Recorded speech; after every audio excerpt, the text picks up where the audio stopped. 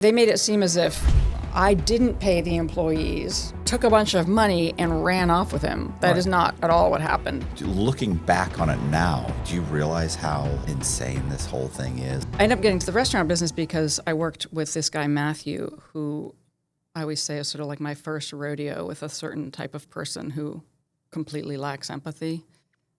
This is the guy that wrote the book, the vegan. Is he the vegan? Did he write the book that you kind of helped with? No, he and I co-authored our first cookbook. So he and I got together. He had written one cookbook. He was sort of like he was a celebrity chef light. He didn't have his own show. He wasn't like Bobby Flay or Mario or all these names that everybody knows. But in New York, people knew his name. And he was this really good-looking guy. And he, oddly enough, had always been his restaurant was my favorite, and I loved his book, and I had this opportunity to work with him on his second cookbook. So I did that, and then we ended up becoming a couple, and then he ended up moving into my place, and there were little sort of signs of like, why he's the big-time chef with 11 restaurants, why am I paying for a lot of stuff, early on. And then I ended up sort of getting involved in his restaurants, putting money in, and I had earned a lot of money because when I worked at Bain Capital, I co-invested a lot. And I did that. I co-invested on my credit cards, knowing that Bain Capital returns are historically and on average so high that it would be silly not to co-invest as much as you possibly can. So I'm like using those credit card checks to co-invest in deals, which was really smart because all of that money, there were some deals where I put in like $4,000 and I got back almost $100,000. Like there are those deals that I knew that was going to be the case. So I did that. So and then also that apartment that I bought, I sold and made a bunch of money on that as well. So I had for somebody my age, I think I was 28, 29 when I got together with him. I had I had a fair amount of money for somebody that age. And then about a year and a half into our relationship, I was in debt by the same amount. So that's sort of summarizing what happened. But I basically kept putting money into his company as his company was sort of unraveling. And even to the point of when he wasn't able to make payroll for his staff, I felt I was involved with him in the restaurant business. And so I would start cashing their checks with my personal money. So I'm paying his staff over $100,000. I ended up paying them, and I never got any of that back. So you're not writing promissory notes, or this is just your boyfriend. He needs to help out. Yeah, and that's one of those things about me where it's like if I'm in something, I'm kind of all in and I'm committed and I want to help him, and I think he's just having a hard time and blah blah. Anyway, so we were together for 4 years, but his entire restaurant business basically unravels. He had 11, and then he has 0. And what's kind of gross is that 9/11 happens in the middle of that, and I think it always sickened me that he seemed to kind of use that as an excuse. Yeah. Where it's like, dude, your business was coming apart anyway, right. But now you have this handy excuse that's why it happened, and can kind of point to that as if that's the reason, as opposed to you're incompetent and it was going to unravel anyway. Yeah, I was going to say I know somebody or that it's kind of like a big time guy who's I'm almost 100% positive is running some kind of a real estate Ponzi scheme, and I keep thinking like he's holding on long enough for the economy to crash. Oh, and then that can be his excuse. I'm like, I'll bet you this guy's desperate for the economy to crash at any time. And then he can say, we were doing great. And then, it was the economy. Then he can hold out for 6 months to a year and then use that as an excuse to claim bankruptcy or something. I mean, yeah. But yeah, that was, that's I'm sure that's a crutch that a lot of people used. Yeah, so he certainly did. I write a few chapters about him in my book. There's a lot of stories that he's just very clearly a certain type of a person that lacks empathy, but they do a really good job of being very slick and coming across as very sympathetic, but yet like absolutely cold-hearted. And that situation when that relationship ended, people kept saying to me like, oh my God, that was so crazy. You should write a book. And I'm like, yeah, one day maybe I will. But Okay, then, no, I step into better. something. No. I can do way better than that. Let me step into another nightmare that's like makes that one look like no big deal, which is what ended up happening. But so he and I ended up opening the restaurant that I had that I then ran on my own for over 10 years. So he and I both at the same time. What was the name of it? It was called Pure Food and Wine, and then I had also started this brand called One Lucky Duck, which is like the duck tattoo. Right. But he and I ended up shifting to this vegan thing together. So somebody took us to this restaurant, and we were like, "Oh my God, we're going where? What? We're gonna have to eat this food?" And I just kind of assumed that you'd always been a vegan, like since high No. school or something. You know why Not at it all. was? It's because I saw on the documentary, I saw the pictures of you with the purple hair.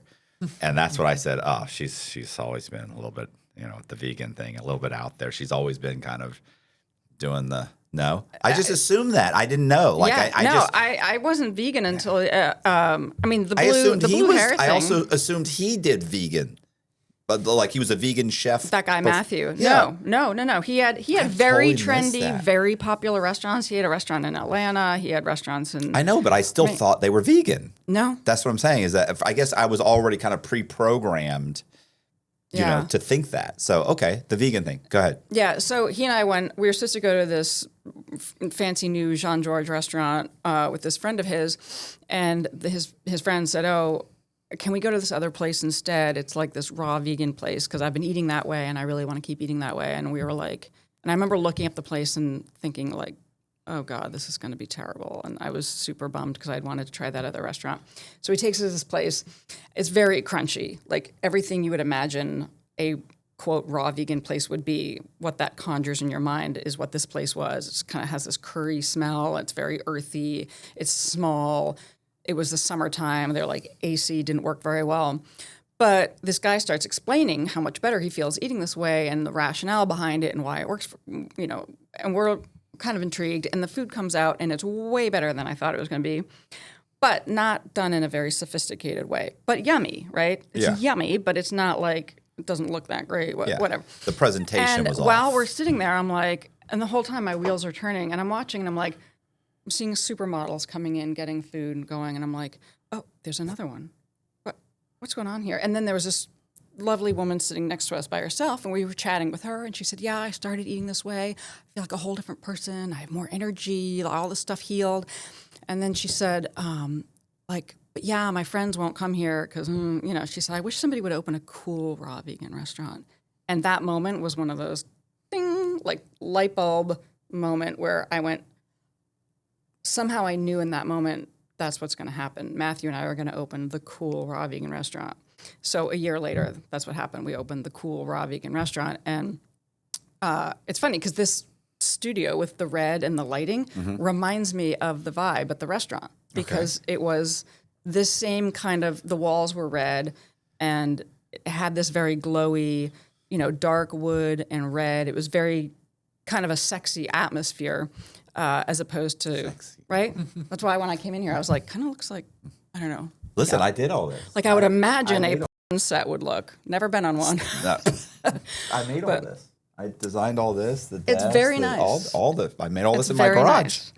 But red is one of those colors that makes you want to hang out longer. It's like, I don't know. Anyway, point is, when you walk in there. Is that true? Is that, yeah. Is scientifically true? Yes, You want to kind of, apparently. I like red. We can so look it up. I just picked it because I thought it was kind of cool. Well, it's a very like hangout, inviting, warm color, as opposed to imagine if the walls were blue. Like if you're going to open a spa, you want it to be more blue, like lavender, soothing colors. I don't know. Apparently, colors have effects on people's moods.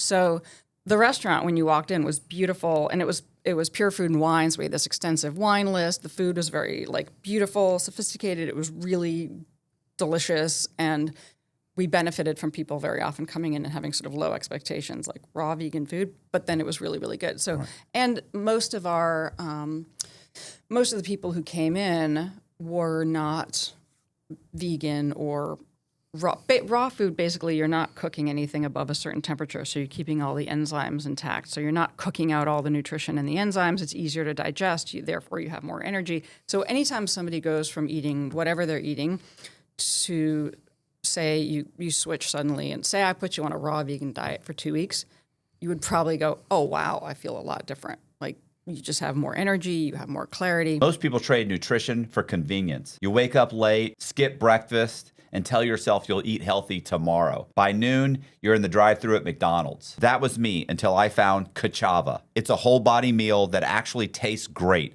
and keeps me on track even on the busiest days. Cashapp has 85 plus superfoods and nutrients, plus 25 grams of plant-based protein. No soy, no gluten, no preservatives, just fuel your body actually needs. I like to drink the chocolate flavor.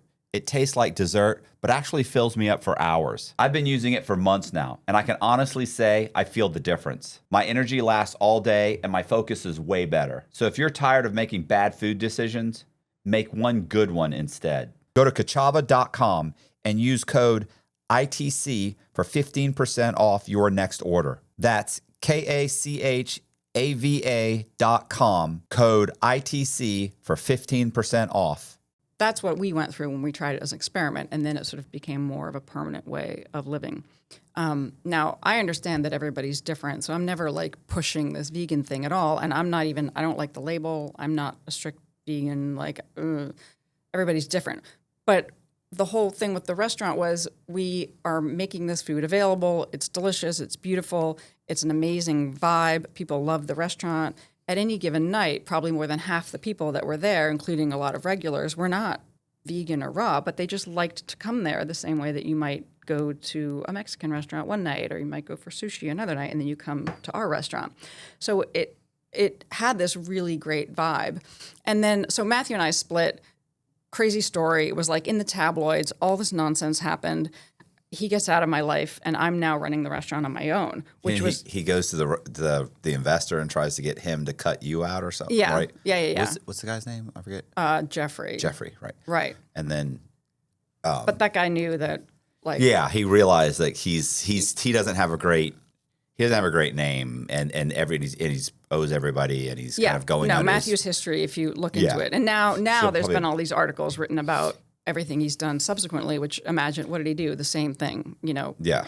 People get screwed over and over and over again. Which, when those articles came out, I was like, whew, because nobody could look at the chapters I wrote about him in my book and question it. Right. Now that stuff is all out there, it's like, yeah, and plus I can back it all up. But so then I'm running the restaurant on my own, and also I've started this One Lucky Duck brand, and we're making cookies, and we're making all these products, and they're in Whole Foods, and now they're in more Whole Foods, and all of this stuff is just happening. Like Whole Foods is coming to us, wanting to carry it in more stores. So, and I'm making it all out of the back of we're making it out of the back of the restaurant, and I know that's not sustainable. Like we have to move to the next level, and so thus begins sort of what probably was my issue the entire time I was running that restaurant, and things are going well and we're making money, but I know we needed capital to go to the next level, and I could never quite find the right partners to do that. And I was very wary of the type of money that's private equity or venture capital type money, where they'll come in, they'll see a great brand, they'll come in, they'll put money in, open locations all over the place. But then so often it ends up getting the integrity of the brand, everything that made it special and great is compromised. It loses that special something that it had, and those brands tank. But do you feel like by then the investors have flipped it and made their money, and that's what they care about. They're looking at like a time horizon of a couple of years. They just want to blow it up, flip it, make a bunch of money, and then they don't really care what happens to it. Whereas for me, this brand and that restaurant and the One Lucky Duck brand and everything it represented and everything we were doing, I was like, this is meant to outlast me. I can see it all. This is going to be very big. I know it. I can see it. This is like, And so I was very wary of bringing in the wrong people that would, that would take control of it, and then long term, it would get run into the ground. Like I wasn't doing this to cash out, make a bunch of money, and then and leave. This was the rest of my life. This is my thing. I never wanted children. I didn't want to. That wasn't my thing. This was my thing. This business and this brand. This was my life thing. So I was in this position where I'm overworked. I'm exhausted. I'm stressed out because I had bought the restaurant from that guy, Jeffrey. So there was debt on the restaurant. And then from my time with Matthew, I still carried a lot of personal debt. And when the restaurant was making money, I was always reinvesting it into the restaurant. I wasn't like paying off my old debt because I just thought the restaurant and the business is more important. So you bought the restaurant from him? From that guy, Jeffrey Charterow. He lent you money to buy the restaurant? Or is just an existing restaurant he had that you guys took over and then he lent you the money to run it? He was the original investor in the restaurant, but it's a bit more complicated. He already kind of owned the site or something? Or no, he didn't already own the site, but because he was the person involved in the restaurant and I had started One Lucky Duck with a small loan from a friend of mine, I had started the One Lucky Duck brand myself. So that was a separate entity, but really they were very intertwined. And so in order to bring in investors and take it to the next level, I had to resolve this situation because, well, Jeffrey has the restaurant. I own One Lucky Duck. This is very complicated. This needs to get sorted out. And then I had some investors, and we were going to recapitalize. And then 2008 downturn happened, and that was a bit of a shit show. And so rather than just not going forward with that deal, Jeffrey said, "All right, how about you just, owe me this money, but you can basically have ownership of the restaurant, so you can put both companies into the same LLC, and then you can, move forward." Got it. So I did that, and I was paying down that note to Jeffrey, so I paid him a few $100,000 over time. And 2008, ton of restaurants in New York City, like a lot of really good restaurants in New York City going under. Right. And we got through that. So recovered, doing well. But the point is, when this man came into my life around which the rest of the story revolves, I was in a place where I had broken up with I had a very healthy relationship with a lovely guy he was a lot younger than me, but one of the best relationships. But I knew it was eventually going to end, right?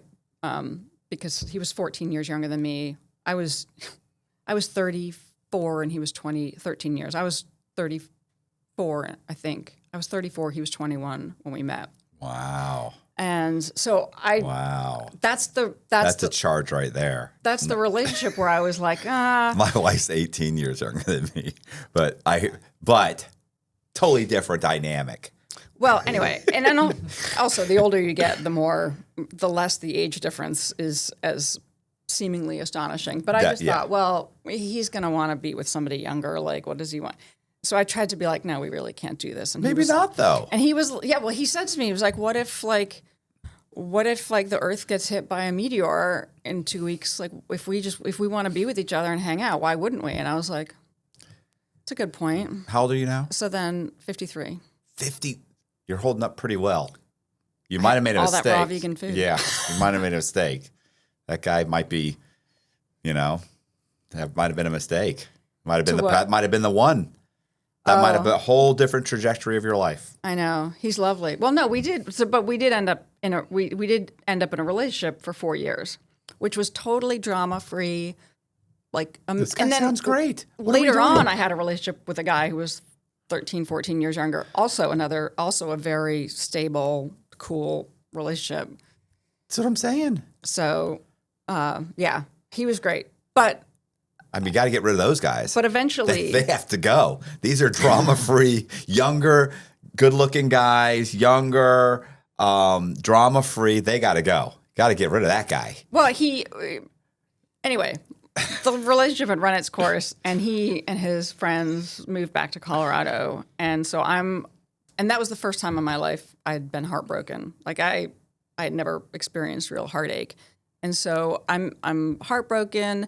I'm overwhelmed with the business. I'm wearing so many different hats. Like, people are coming at me, oh my God, this business is amazing. We want to expand. And then I'm sort of just like, I need a break. I need some relief.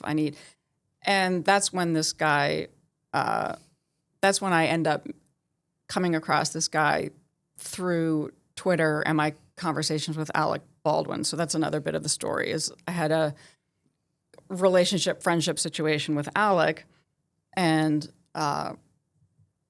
And when that ended, we were friends, and he joined Twitter. And I think when somebody very famous joins Twitter, it's like a very quick, your followers go, you know. I'm sure. And this was back in 2011, right? So it's a different time back then. So I was active on Twitter, and Alec was tweeting with this guy, and they were and then he followed him, and the guy was very funny, and they had this like very witty back and forth banter.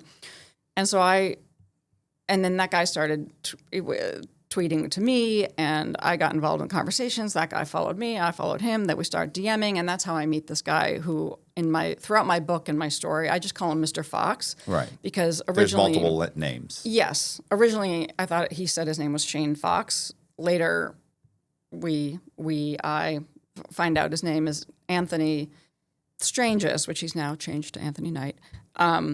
There's some lady on YouTube who was like, first his name was Shane, then it was Anthony.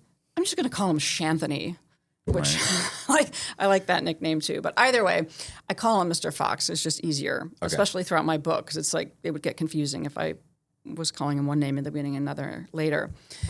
So what he did was very skillful, because I know now, I mean, he probably looked at me and was like, oh, she's a good target here. And he got to know me, feeds me information about who he is. He's very mysterious about it. I'm in this place where I'm heartbroken. I'm overwhelmed. You know, it had been 6 months since I broke up with the younger guy. And he's kind of feeding me probably everything I wanted to hear. And I was very open. And on my website, I had written these very personal blog posts. I've always been very open. It's like, there's a thing called oversharing. I'll overshare. If you seem interested in me, I'll tell you way too much information, probably more than I should, because I'm not thinking you're going to use it now to manipulate me the way that like a cult leader would do, right? They mine you for information. What's your biggest childhood wound? How can I get to that and now get you to like get attached? And that's what cult leaders do, and that's precisely what this guy did.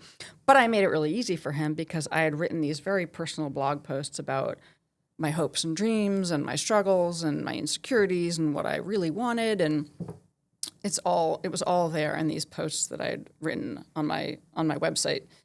And then also he, through talking to me, I probably told him way more than I ought to have. But I'm not thinking somebody's, again, I'm not operating in like a defensive position. I'm just very open. So he is feeding me little bits of information. Oh, he's kind of very cagey about what he does, acts very mysterious. He doesn't have a picture on his thing. There's not a whole bunch of pictures of him. He's very mysterious about who he is and his identity. And then finally he puts up a picture of like the lower half of his face, and it looks good. And then finally he sends me a picture of himself, and those pictures, he looks very good. And he's kind of mysterious about what he does. First he said commercial real estate, blah, blah, blah. He's basically reeling me in, getting me more and more and more intrigued. And so it's about I think it was at least a month, if not more, before finally I meet him in person. But by then he's gotten me like completely somehow sort of hooked on who he is and what this might be. And he was also very different from the younger guy. He seemed like a big, strong guy, which normally isn't really my type. I'm not into like the gym bros, and he seemed very different from this kind of lanky, cute, younger guy that I had been with before. It was just all very intriguing. So he waits a certain amount of time before he meets me, which was strategically on his part a wise move, because had I met him right away, I would have been like, oh, yeah, not really what I thought you were. Okay, Right. Bye. But he'd gotten me already like emotionally invested. And again, the thing we were talking about before, where by the time he shows up and I meet him and I'm like, oh, he's definitely heavier than he seemed in his pictures. Mm-hmm. But he told me he'd been injured. And so, yeah, he's, and then I'm like, oh, and it'd be so shallow for me to like reject him just because he's got a little extra padding and he's a little bit like, I'm shallow. Softer than I thought. Like, Well, that would be shallow. That'd have been a discussion. That'd be the first date discussion. Like, what are we going to do about this? And This is, you got a couple weeks. I better see some improvement quickly. Anyway, so he you know, so that's how when I meet him the first time, I don't immediately throw him out. And it's not that I would throw somebody out because of the way they look, but it's more the deception. You know, it's like the deception out of the gate. I understand. Not cool. You don't have to hate. But either way. So, I hear you. I know what you're saying. Right. So. I'm not shallow either. But after I'm with him in the beginning, after I first meet him, I'm like, oh, yeah, I guess that's that. Like, I'm not gonna see this guy again. I guess he's not what I thought. But, and he didn't live in, so I'm in New York City at this point. He doesn't live in New York City, so he's coming to see me. And another, he was living in Massachusetts. So he came and stayed with me for a whole weekend, And of course, I'm not going to just go, oh, you don't look like you said you were, door slam in your face. It's like, oh, well, he came all this way. Oh, okay, I guess he'll stay for the week. Whatever. So this guy is... You got to be meaner. I know. Yeah. I know. Yeah. I mean, at the time, I understand catfishing wasn't a real thing. But, that's a little bit of a catfish when someone shows up, 30 pounds overweight, more overweight. Then it's like, hey, come on now. What are you doing? Yeah. I mean, but also more... What he did was he had gotten me so emotionally invested in wanting this thing to work out. So, it's like the dangers of meeting somebody online, they're able to feed you what you want to hear, and then you're going to fill in the gaps, and your mind is going to sort of create this fantasy of like, oh, I think this is the perfect guy, and oh my God, it's all these things I've ever wanted. And so you're going to sort of create that fantasy, and then it becomes that much harder to unwind that. Well, also the longer you have invested in someone, the more, kind of you're going to... Harder to walk away. Yeah, it's harder to give them a pass because that's kind of like when you go in to buy a car. Like they want to drag the experience out as long as possible because if you've spent like 4 hours or 5 hours at the dealership, you're more inclined to say, okay, I'll pay an extra $25 on my payment just because at this point I can't really go anywhere else. I've been here for 5 hours. I want to go. Want to get the vehicle. I've spent all this time doing this. I don't want to have to go somewhere else and do the same thing again. And then so you just go ahead and sign, not really realizing like, well, I just cost myself like an extra $5,000 over the next 5 years. Yeah. Or it's probably like a lot of people, they might get married because they're like, well, TikTok, I want to have kids. Yeah. And, 40, I've already spent 6 months dating this person. So he's a little bit like cuckoo in this way. Yeah, I can deal with it. I've already got a ton of time invested in this. Yeah, exactly. So anyway, he comes into my life, and what another way he sort of gets me hooked is that very early on, at one point, he wants to borrow some money from me, and it's like something like $6,000, or it's not a huge amount of money. And he presents it to me as if it's like this crazy emergency and, oh my God, I don't know, something horrendous is going to happen if he doesn't get the money. And I'm on the spot. And you're in that situation where you're thinking like, well, if he's telling the truth and I don't give him the money, then I'm kind of an asshole. And like, why would he? And again, this is how I'm wired. It's like, it doesn't occur. I'm like, why would somebody...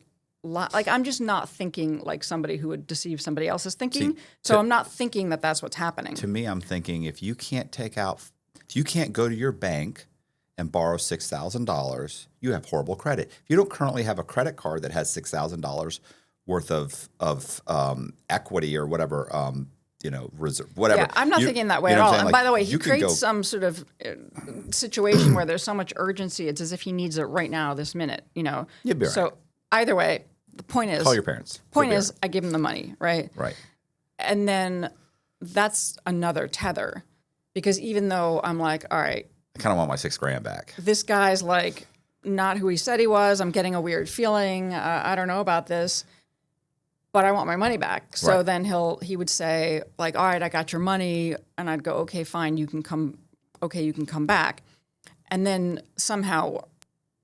by the end of the weekend, like he'd give me a couple grand, but then he'd take it back and somehow he'd get more money out of me. This whole thing spirals over time where, yeah. I mean, like to me, it's like if I gave you $6,000 and you gave me $2,000 back, I could see that hooking me because I'm thinking, or most people in my mind, of course, I'm like a scammer, right? So I'm thinking bullshit. You're coming back for more, more than the $2,000, because I still owe you 4, but you gave me back 2. So most people, that's the hook. That's where they feel like he gave me back 2. He's already paying me back. He's good. I gave him 6. He's already making payments back. I'll have all the money back, and then something else happens, and they need a little bit more money. Yep. But then they pay you back. But I mean, imagine that. It's just in most people's mind, they think he's paying me back, but really he's just borrowing and borrowing more and more money. Hey, I need to borrow $30,000. Give me 30. Oh, by the way, here's a payment on that 30. It's like that's a Ponzi scheme. People, a lot, you know what I'm saying? Like a lot of people they invest $100,000 and the Ponzi scheme. The next month they say, hey, your $100,000 turned into $110,000, so they leave it in. Yeah. Or even if they said, give me $50,000 back, and you gave them $50,000 back from somebody else's money, then within a month or so, they come back and go, you know what? Here's $200,000, and you're like, they're not because they're thinking because the $50,000 or the $60,000 I left in there just grew even more. Had I left the rest of the money in, what I'm saying? It's psychologically, it makes sense. I noticed a lot of that when I watched the Bernie Madoff doc. People are more afraid of the loss of the opportunity than they are the loss of the money. Yes. Which seems insane. But in that, when I watched that, I noticed a lot of similarities in terms of the way that he behaved and the way that he was able to manipulate people. And it's all the same. It's like what this guy did to me, what cult leaders do. It's all the same sort of a playbook. Mm-hmm. But what makes my story different than a lot of these kind of just a typical straightforward scam is that it gets very culty because he starts to do a number on my brain and he starts to get me more confused and telling me these stories and he's got this access to stuff and he's going to be able to basically resolve all of my struggles and make it so that I can grow my business however I want. I don't have to answer to any of these investors. Because at some point he starts telling you he can pay off Jeffrey. Like I can pay off Jeffrey. Like is that kind of he's like I can pay off Jeffrey, I can pay off all your debt and then some, and you'll have all the money you want to grow your business because he figures out what's most important to me. What's most important to me is my business. Right. That's most important. It's probably not too difficult to figure out. Spending a little bit of time with you as a business owner, you're probably very quickly. That's probably pretty much all you're talking about, all you're thinking about, right? Like most business owners, they're super. Obviously you've put all your heart and soul into something. It's right. Ask Colby. Colby's mentioned this many times. Most of his friends, he's like, all I talk about. Like they're all talking about this and this and this and this and this, and then they're like, "What do you think?" He's like, "Bro, it's all I got to say is I'm thinking about how do I get more views? What can the hook be? What kind of a thumbnail? Maybe should we switch thumbnail? He's not even interested in the things he used to be interested. I'm the same way. Like I'll talk about YouTube. Next 10 hours we can talk about YouTube. Yeah, because you become consumed by it. Especially and here's one of the things that when I look at people who end up in cults or end up in a similar culty type of a situation, there's a lot of characteristics that we share. A lot of, super hardworking, but there's this level of idealism. And so it wasn't just that I had a business, it was that this business was going to help save animals, shift the world. My business was helping this sort of fringe raw vegan thing that's normally seen as very crunchy in granola and people would scoff and laugh at it. No, I'm helping to make it mainstream. And that's what we were doing and very successful at it. And so thereby I'm going to help people shift towards, it was never about converting everybody to being vegan. That's why I never liked the label. It was just like to help shift people to eat more plants, less animals, better for the environment, better for people's health. People can heal themselves from all these diseases. They don't need medication. It's basically shifting the world towards this natural way of living. And I'm thinking of it in this this is what I want to do. This is why I'm here on this earth, right? Well, this is my purpose. It's not like it's an oddball idea. You've got companies or investors that are coming to you wanting to invest in it. Right. You're just not happy with the deal. Like the deal is it's little. This seems like it might get too commercial, or it might be they might, you have it. It's you haven't taken a deal yet, not because there's not interest there or people don't see the viability. It's because you're like, you don't want it to destroy your brand somehow. Yes. And I think what I needed back then and what I've needed all along and still probably need is what you were saying earlier about, how your wife said, like, kind of want to protect her. Yeah. If I had somebody around who was by my side and making sure that my time wasn't wasted because I would end up in these meetings with people would come and they'd want to talk to me about investing, but sometimes they'd be kind of full of shit. And more often than not, they were dudes and they would get weird. You know what I mean? Right. And I'm like, okay, so we're not really here to spent talk. all this time meeting with you and now you're treating this meeting like it's a date. Right. What the fuck is going on here? Right. So I would end up in those situations and I wouldn't have seen it coming. Or they would be these very kind of, there's a reason why they called venture capital vulture capital. It's like this very predatory, like they want to take this concept and blow it up, make a bunch of money, flip it. They're on to the next thing. It's destroyed. So I was always very protective of the brand and always wanted the type of investor who was mostly in it because of what our purpose was and what it was going to do for the world. And yes, also it will be commercially extremely successful because all these elements are here. But also the point of it is to last. Like I wanted this brand and this business to outlast me. Like when I die, it's a big brand. There's a scene I write in my book that happened when I first got my tattoo. And this is the logo for the more expandable side of the business. And I'm on the subway from Brooklyn going back to Manhattan. And this dude on the train is like, what is that? He just got like this saran wrap on it right after you get a tattoo. And he's like, what is that duck? And the first thing that popped in my head, and this is very, like, I'll admit it now. I didn't tell anybody back then because it seems like, who do you think you are? But the first thing that popped in my head was like, you're not going to have to ask me that one day. It's going to be like the Nike swoosh. That's what popped in my head. So that's where my brain is quietly thinking because I'm thinking that while at the same time being somebody that's riddled with insecurities, probably lacking self-confidence, but I have this core belief that no, this is meant to be really big. And I actually still believe it, but whatever. A lot of other shit happened. So when he comes along, he presents himself as if he's the way for me to realize that goal of being able to grow the business in a way that I want to, where I can pay the employees what I want. I don't have to, it wouldn't get sort of commercialized and ruined and destroyed. I can grow this business the way that I want. It's going to be so he basically feeds me that fantasy, and that's the main part of the hook. Right. And in a way, he becomes, the relationship becomes very much like cult leader, cult follower. Not that I was following him, but it was more of a relationship where like he's like the guru, and I'm like the student. I'm the one that he's gonna bring along, and it just goes from.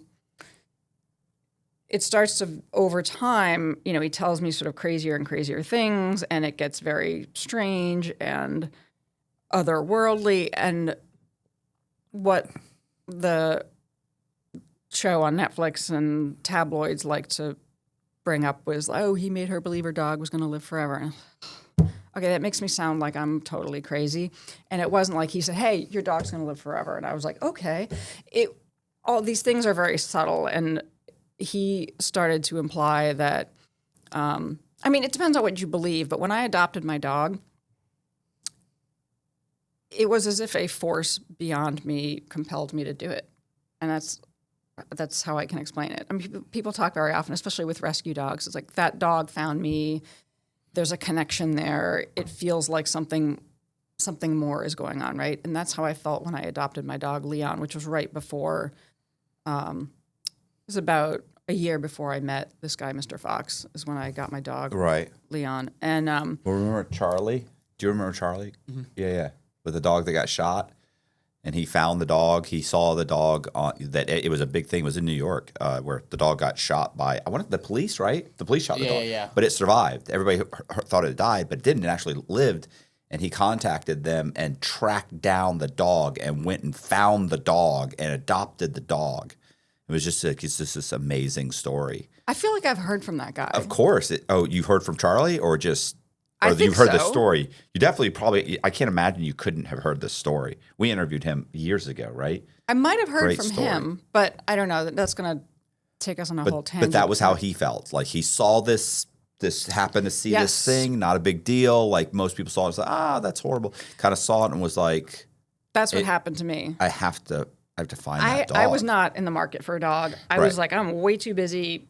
Can't even take care of myself. The reason I was looking at dogs is because I was trying to convince Alec Baldwin to adopt a dog. Right. And I thought, like, well, he wants a wife. He wants more kids. He should have a dog in his life, and that's going to make him. He's got money. He's got this house with all this yard. He needs to get a rescue dog. So I had been sending him pictures of dogs. I'm like, this dog, you should get this dog. And he's not really that interested in getting a dog. Right. I stumble upon this one photo, and I'm not even looking for it. It was I forget where I saw it in somebody's newsletter, and I see this dog's picture, and something happens. And so I'm telling him, oh my God, this is the dog. You have to get this dog. He's not really interested. I become completely, strangely fixated on this dog, and I don't know what it is, and I can't explain it. And then I'm waking up in the middle of the night, and I'm crying because I'm thinking about this dog. Why? I don't know what's going on. And then eventually I'm like, I think I have to go see the dog. Right. Why? It would make no sense for me to adopt, especially like a 5-month-old pit bull. When I live in my office, I'm overwhelmed, I'm busy. It makes no sense. None of it made any rational sense at all. I had to go get the dog. I go see the dog, Leon, and I'm like, and then I go home and I know I'm going to come back the next morning and get him. I'm crying on the subway.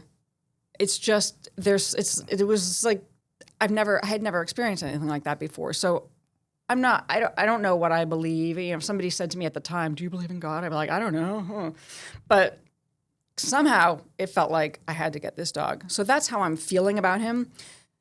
And then I wrote this, of course, I wrote a whole blog post a couple months after I adopted him about my story of adopting him. Very sweet story.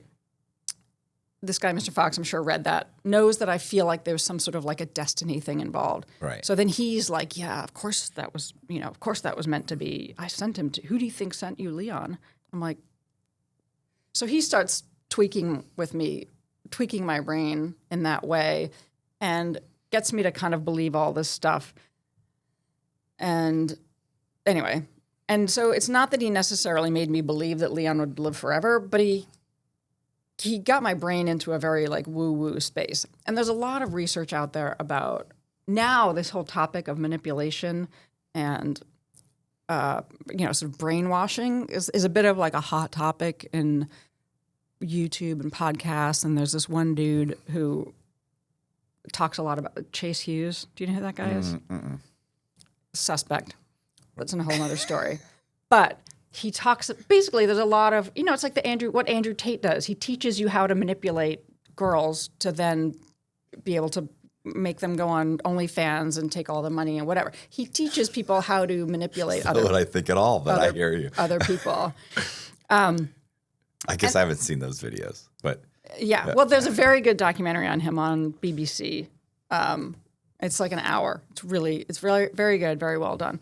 But it's all the same thing. So there's a lot of this stuff out there about like, how to manipulate people, and that's what my story is about. I mean, that's why my book is as long as it is, because it's not like something that happens really fast. It's something that happens over time, and it's really hard to describe how your brain gets compromised, especially because part of that is, by definition, you're getting into a compromised state, and you're dissociating, and you don't even understand what's going on. So then to go back and try to explain it is very difficult. And I was fortunate enough that eventually I was able to, I'm jumping ahead a bit, but when all of this unravels, this guy deleted all our emails to each other. He had taken my phones and stuff. He deleted our texts and everything. So I'm thinking I've got nothing, but I was able to recover our G chats. Do you remember when Gmail, you could chat? There's like a chat function. I don't know. I was probably in prison.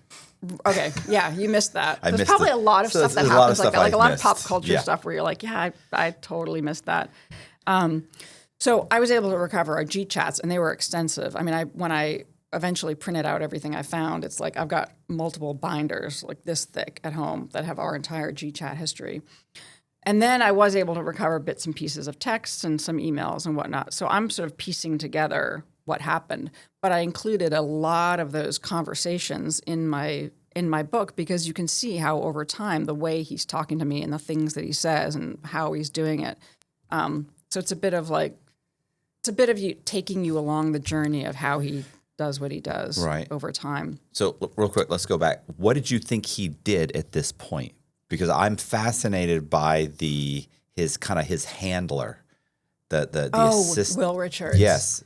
Yeah. So early on, he tells me. So at any point, if you ask me, and if you ask me now, but if you ask me at the time, what did you think he did, or any question about him, I wouldn't know because I was completely confused. Anytime I asked him questions, I would get a very word salad response. Mm-hmm. Where then now I'm more confused. And if you're trying to brainwash somebody or manipulate them or get them to do something, one of the best ways to do that is to confuse them. So do you know who Darren Brown is? I don't know. He's like a mentalist, but he's got these specials on Netflix, and he's unique in that he explains how he does what he does. But one of the ways that if I was going to try to insert a belief in your brain, mm-hmm. One of the best ways to do that would be to confuse you, like to say something really weird that makes no sense, and you're kind of going, huh? And then I sort of insert the belief, and now you've got that in your head. And Darren Brown is able to do that to the extent that he could walk up to somebody on the subway, do his thing, and somehow get you to hand him your watch and wallet and walk away and be like, what just happened? Right. And he does that over and over and over again, and he's really good at it. So it's the kind of thing that you have a hard time imagining that happening to you.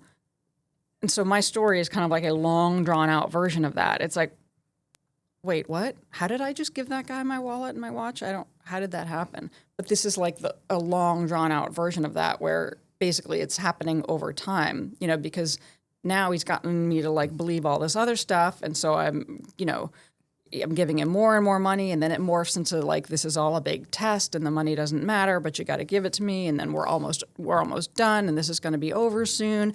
Well, what did you think he did for a living? I would be like, well.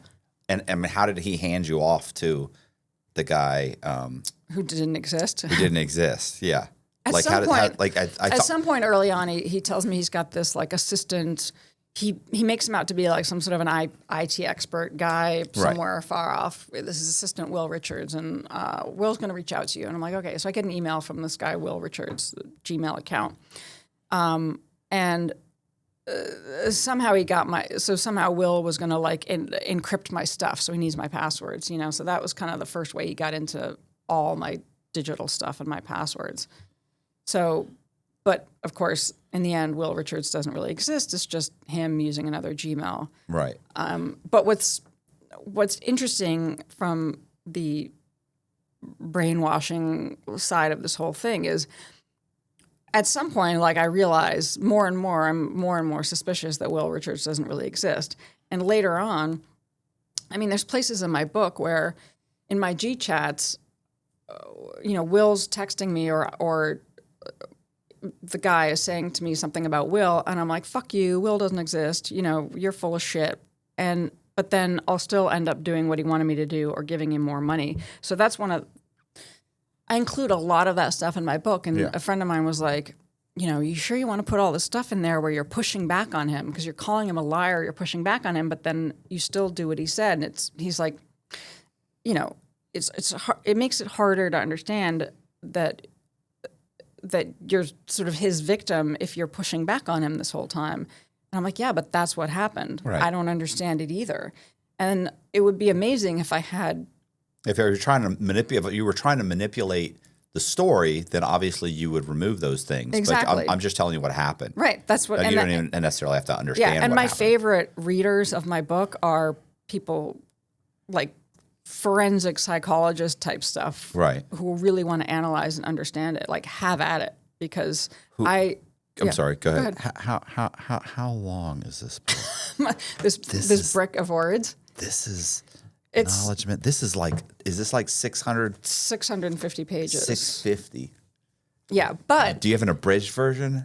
But I don't have an abridged version, and I will do the audio. But one of my favorite comments from people who read it, and so like I also have people who are like they're like fans, or they'll read it, and the number of people who've told me that it's the first book they've read in years because they can no longer focus. They can't focus on reading a book, so they haven't read a book in years, but somehow they were able to read it. It's like the chapters are short, it moves really fast, it's really engaging, and it's easy to read because I write in a very conversational way. Like I write like I'm talking to a friend. So it's easy to read, it moves fast, it's engaging, and so it is a long book, but it's kind of sort of like reading 2 books at once. You know what I mean? It could have been a part 1, a part 2. I want to write a whole nother book because a whole bunch of shit happened afterwards. So that's very gratifying. People who do read it tell me it's hard to put it down. So what did you think that Mr. Fox did? Because in the doc, it makes it seem like you believe that he was like some black ops guy. And that at some point he even tells your father that he worked for like a private contractor. It's like Black Water or something. Yeah. Right. But he's never, which also it gives him a reason to not be specific. Right. So I'm wondering, is that what you thought? Is that what, like, I thought he worked for like Blackwater and that he had a job that he just couldn't be specific on? Yeah. Okay. Yeah, basically. I mean, and there's another story similar to mine where that's a huge screaming red flag, is if somebody claims to work for some sort of a clandestine organization, because it's the perfect cover for everything. He can be off comms for a while and not getting back to me and have the perfect excuse because it's like, he was on a job. I did. Okay. I wrote a book. I can't tell you. It's better you don't know. I wrote a book for a guy that talked like that all the time, and it was always that kind of like military kind of jargon. It just fucking irritated the crap out of me. Yeah, he used all the military jargon. There's all Ephraim the time. Deveroli, by the way. He did that all. He talked like that all the time. It's like you're a Jewish stoner from Miami, bro. Like you're not military. Like stop talking like that. But he did it all the time. Ugh. Yeah, one of the more interesting questions about this whole thing is, to what extent did this guy in some way kind of believe his own bullshit? Like, to what extent was he like almost living out his own weird fantasy as if he was put himself inside of a video game and he's living this out, and part of him believes his own nonsense? Right. That part is fascinating. Well, so I wrote a book about a guy also. I've written a bunch of true crime books. Yeah. Was about a guy named Marcus Schrinker, and he was a pathological liar. I mean, it's everybody that's ever spent any significant amount of time with him across the board have all said the same thing: pathological liar. Yeah. And so, as a result of writing that book, I read a bunch of studies on pathological liars, and it's funny because some of them will say that they do believe their own bullshit, but then others that say that it's really just that they get an extreme they get an extreme kick of like endorphins or something by fooling people, which really they all say that. So I shouldn't say that. It's not any specific. They all kind of say that's part of the love of what they're doing. And then there's a certain type of pathological liar. And I'm going to completely botch the name of it. It's like a it's fantastical something. I can't say it. It's too big of a word. Anyway, Colby might look it up. He's not looking it up. Colby's probably texting his wife right now. I'm trying to look it up. It's fantastical something, pathological liar. Am I saying it wrong? A fantastical pathological liar is a person with a pseudological a mental health condition involving compulsive and elaborate lying, where the lies are often dramatic, fantastical, and difficult to distinguish from reality. But because they mix it with reality. Here's the cool thing about it is that lie will kind of manifest itself in his psyche forever. So he's been telling the same lie for the longest time to that many it becomes people. Real. It's the same, probably a similar psychology to like if you repeat the way. It kind of makes sense. Like this guy was a pilot. So part of his fantasy is that he's a pilot. Like he's got a whole pilot thing ingrained in this, that he was in the military. He flew all these missions. He worked for NASA. None of that's true. But if stuff he is is a pilot. repeated over and over and over again, it's like it because you. But can he get also knows somebody it's not true. I'm just letting Yeah. you know I don't know about Mr. Fox, but I'm Yeah. saying like he says it in such a way that you 100% believe it. And there are pilots that he's talking to on a regular basis. He's fooling pilots into believing that he was flying F-16 whatevers and this many missions. And these are but there's probably some part of his psychology that in some way believes it, even if he knows it's not true. It's like he's run with it long enough the that confidence is overwhelming. yes, and that's the thing is so people, and it's probably why somebody who would qualify as a sociopath or whatever label you want to put on it, you could give them a polygraph and they'll pass it. Right. Because they're not exhibiting those signs. They're not wired like a normal person. Right, exactly. So they can lie in a way that, like if I told you some complete lie, probably little things are happening with my eyes, my body, and the movements that you're even subconsciously picking up on where you're like, seems like this person's full of shit. But they're not, that stuff isn't happening with them. Well, I wonder he's going around, he starts this Gmail, he tells you, hey, by the way, kind of like my such and such IT tech guy, whatever, that kind of, works with me with, the company I work with. What company is that? Stop asking so many questions. You know what I'm saying? Well, you're like, okay, yeah, he can't tell me. And then this guy, so he clearly knows it's all a lie. You know what I'm saying? It's not like he believes it. Right. But I just wonder what the long-term, what the long-term goal for him, or is he just, like most pathological liars, they're really just trying to get through the moment. Like there is no long-term goal, or if there is, it's vague and they don't really know how to move towards it. They're hoping it manifests itself.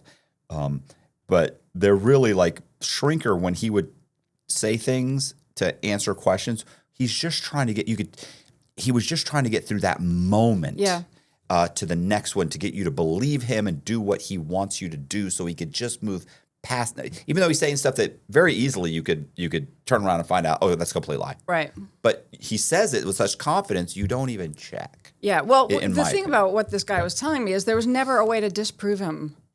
Yeah. Right. Which is vastly different than Shrinkers, because you could disprove Shrinkers, but his version is, so he's figured out a way to tweak it so that there's nothing you can do to check it. And really the only person you could probably check it with is Will. Right? Like you could probably try and double check with Will. Or his ex-wife. Sorry, I'm just going off the documentary, which I thought was really interesting, was the ex-wife, where the ex-wife, the lies that he had told her, she had gone to the father thinking his father's going to tell me the truth. I met his father too, and his father backed up all his shit because his father was a crooked cop sociopath too. His father went along with the whole thing. Totally charming guy, really funny. They're both very funny. It's very dangerous because people my brain can't understand, like, how can somebody be so funny and be doing something so diabolical at the same time? Because again, this guy's not just running like a con where I'm going to be out a little bit of money and oh well. He's systematically destroying my life and the things that mean most to me. And when you talk about what was his long game, when you look at all of his behavior and what he did and the way he gambled away money, he wasn't an addict. He's not an addict. Addicts deserve sympathy. They have a problem. They feel shame. This guy didn't feel shame. He just didn't give a shit about anything, right?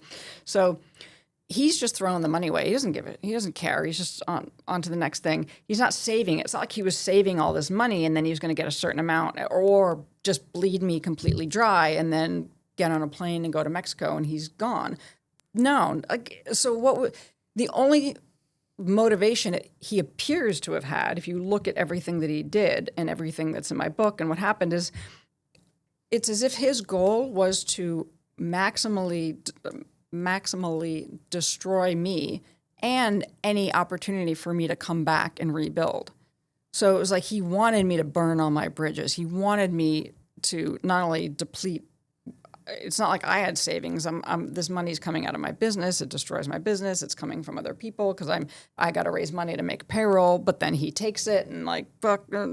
So it's as if he wanted to completely break me and destroy me and make it impossible for me to ever recover and come back. Because what happens is, eventually my business is destroyed, and then he takes me away and drags me around the country on what I call sort of like the road trip from hell, and I'm in a completely broken, dissociated state. But why was he doing that? Right. Well, let's stop. Let's Yeah. go back because we're jumping ahead. Yeah, I'm jumping ahead. So my question is, and I wouldn't ask you to go into all of the various different types of or different times that he asked for money, but is there one that stands out to you where he came to you, asked you for money, you weren't, you had to come up with the money, and like why? Like over time, it morphed into sort of what he's doing is putting me through this test, and I just have to. And it was like, well, there's one more time, and then you'll never have to do this again. So he's gotten me to a place where I'm in so deep, and I'm already basically fucked. Is it okay if I swear? Yeah. Like I'm fucked. Like he's already gotten so much money out of me that like I could never explain this to somebody else. This is all fucked up. This is a huge mess. And he's basically doing that thing where it's like, oh, just this one more time, and it'll all be over. And there are times where I'm pushing back on him, and he's like, when this is all over, you're going to feel like a real asshole for being a jerk to me. Like he's completely messed with my brain, right? So every time it's like, okay, I guess I just have to do it this one more time, and then I'll get relief from this horrendous situation that I'm in. If you think about, I'm one of those people where I can't stand gambling. It makes me too anxious. That is not my thing. But it's like if somebody, it's if you've lost a bunch of money and you're like, but if I just play this one more hand, I might get it all back, and then I don't have to deal with all that shame, and then I'm out of this whole situation. Yeah, that's what I was going to say. Is part of it you're thinking, if this thing collapses right now, right, then I'm going to have to go to, because you're and collapsing asking, is also me. If I just decide, you know what, you're full of shit, you're a fucking liar, I've had it with this, I'm done, I'm out. He's gotten money. He's gotten more and more and more money. So it gets worse and worse and worse. Right. That for me to recover is that much harder. And I still don't understand what really happened. If you're able to cover and it all, I don't know if he's full of shit or not. Like, so I don't even understand what happened. But this isn't $6,000 at this no. point. This is 50,000, then 100,000, then 50, then 100, then 40, then 60, then 100, then and before it's because in the end it's millions. Yeah. Like it just keeps going. I mean, do you because like I said, I hate to say this, but I know of a Ponzi scheme where halfway through the Ponzi scheme, one of the original investors figures out it's a Ponzi scheme. Mm-hmm. And instead of saying, okay, and taking his couple $1 million loss and saying, I'm going straight to the authorities, he just helps continue the Ponzi scheme in the hope somehow or another he can figure out how to get his $2 million back. So you see what I'm saying? So it's like, well, you should have just cut and run, but I would have to then admit that I then have lose my money and then lose the money that I asked my family to invest, and the overwhelming just I guess guilt of it. He just continued to borrow and get people to invest in the hope that at some point he'd be able to extract all their money back, but instead he just made it worse and worse and worse on himself and ends up in prison. So yeah, I mean, and that type of psychology is probably also what was going on here, but you have to layer on this sort of otherworldly element where he's turned this into more than what could be explained rationally. So he's leaned into the whole whatever I was feeling that felt like destiny that got me to adopt my dog. And, and any little coincidence he would lean into and be like, well, you see that happened, right. That wasn't a coincidence. And you're like, oh, was it really? Okay. So he's gotten me into this more and more sort of delusional space of believing his otherworldly type stories. Not necessarily believing it, but not believing it, not being able to disprove anything he's saying. It's sort of like if you can't prove that God doesn't exist, so it's like, well, maybe there is a God and maybe there's not, but you can't ever disprove it. So a lot of his stories and the narrative that he created, I can't disprove it, and he's just gotten me more and more paranoid and dissociated and unraveled and more now I'm relying on him to get me out of the mess. So now it's become this thing where he puts me in a space where I'm not able to talk about what's going on. So I'm more and more isolated from other people. He's put me into this nightmarish situation, but yet he's the only one who can get me out of it. So that creates like this bond where I need him to get me out of this situation. He's the only one who can get me out, is how it feels. So therefore, I just keep like every time I'm like, but you said I was never going to have to do this again. Okay, but just this one, just this one more time. And it's like, oh, fuck, and it would be amazing if I could have audio, or I have one audio call that I recorded, but the way that I was able to push back on him in these digital communications, because I was communicating with him over GChat, he wasn't in front of me. He wasn't right in front of me. We weren't like GChatting from across the table. He's somewhere else. So I'm pushing back on him. You're a liar, blah, blah, blah. He's pushing me to give him another wire, get him some more money. And I'm saying, no, I'm not going to do it. Fuck you. You said, you lied. You told me I was never going to have to do this again. And then the conversation ends. And so I know that he came home or came back to wherever we were. I was basically in his presence again. And then if you look at my records, it's like, oh, I sent him a wire for $50,000. So it's like somehow in his presence, he would get me to do the thing that he wanted me to do. What are you doing to come up with the money? Because you're broke. You're having to come up with massive amounts of money for your employees, for your right. And so one example is, for some reason, he sends me to Rome. He kept getting me away from my business more and more, and getting me away from the people that, of course, would have kept me more grounded to reality. But at one point, he sends me to Rome. He's like, this is all going to be over. You're going to meet. There's also this whole idea that he had this mysterious brother that was somehow part of the story, who also didn't really exist. But he sends me to Rome, and very often what he would do is he would somehow get the money out of me that I'm like, how did he do that? How did he get the money out of me? But now I need money to cover payroll. So he takes the money from the business. I need money to cover payroll. So I borrow the money to cover payroll from somebody, from whatever, Joe Blow over here. And I get that money to cover payroll because that's my biggest concern.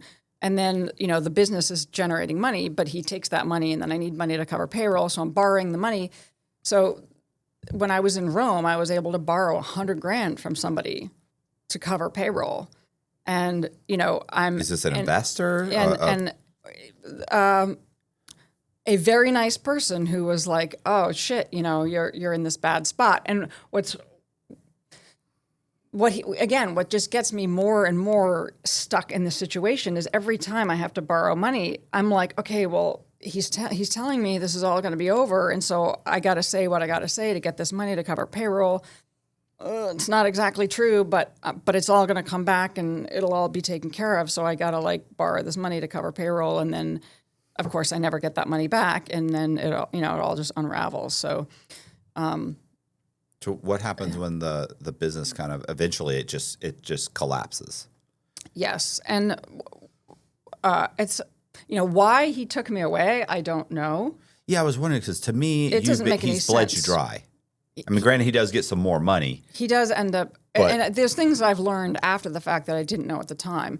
But when he takes me away, and according to the tabloids at the time, and even in that show, it makes it seem like we ran off. They ran off, they fled. Like, no, if he had put a black bag over my head and dragged me away screaming, I was screaming, but he didn't put a bag over my head. But it's kind of the same thing when he took me away, and then I didn't return for however 9 months. I mean, he also got me away from my dog, so he did a number on me. And I remember when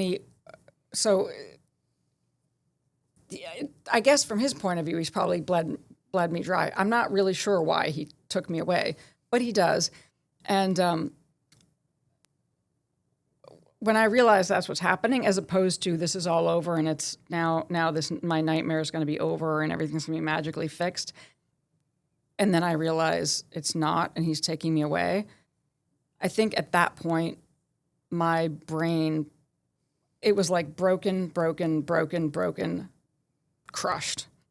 Because I remember screaming in the car, and I remember like the greenery going by in the window, and I remember screaming my head off in the car, and he just lets me scream because he probably knows I just got to have her freak out. And then I'm like leaning against the window, and then it's like I don't kind of go blank. And so I think that's when I really shifted into like absolutely crushed, broken psychology where I'm now dissociated. I'm not crying. I'm just like a robot. And, you know, when I'd say, I remember him telling me that, you know, there's multiple realities and parallel universes, and we're just going to slide into another one for a while, but we're just going to be right back out, and then everything will be fixed or whatever. And I'm like, what? You know, like, huh? And what's weird, what wigs me out now is that, you know, if you're scrolling on Instagram or you go to certain places, you hear people saying that shit all the time, and not like totally cuckoo people. You hear like normal people talking about, oh yeah, well there's parallel universes and and you just have to vibrate on the level to ascend to this next level. You know, people talk about that shit all the time now. But either way, he said shit like that to me, and I was just like, I'm broke. I don't know. I'm broken. It's over. Like I just want to die now. Like it's, well, that's how I was. I mean, are you ever at some point? I mean, at some point you're coming out of this kind of this numb state. I mean, are you thinking, like, are you understanding that at this point the employees haven't been paid, the business is closed? So when he takes me away, the business is up and running, and when he takes me away, then it unravels and they don't get paid because I'm not even there. Right. So if you were just looking at this from like a tabloid narrative, it would look as if they made it seem as if I didn't pay the employees, like screw them, took a bunch of money and ran off with him. That is not at all what happened. So because I was completely gone, and then he takes my computer and my phone, everything, I'm now completely cut off from the world. Fast forward 9 months when I'm eventually arrested with him in Tennessee. If you had told me that the restaurant was up and running because they had managed to take it over and somebody stepped in, I would have been like,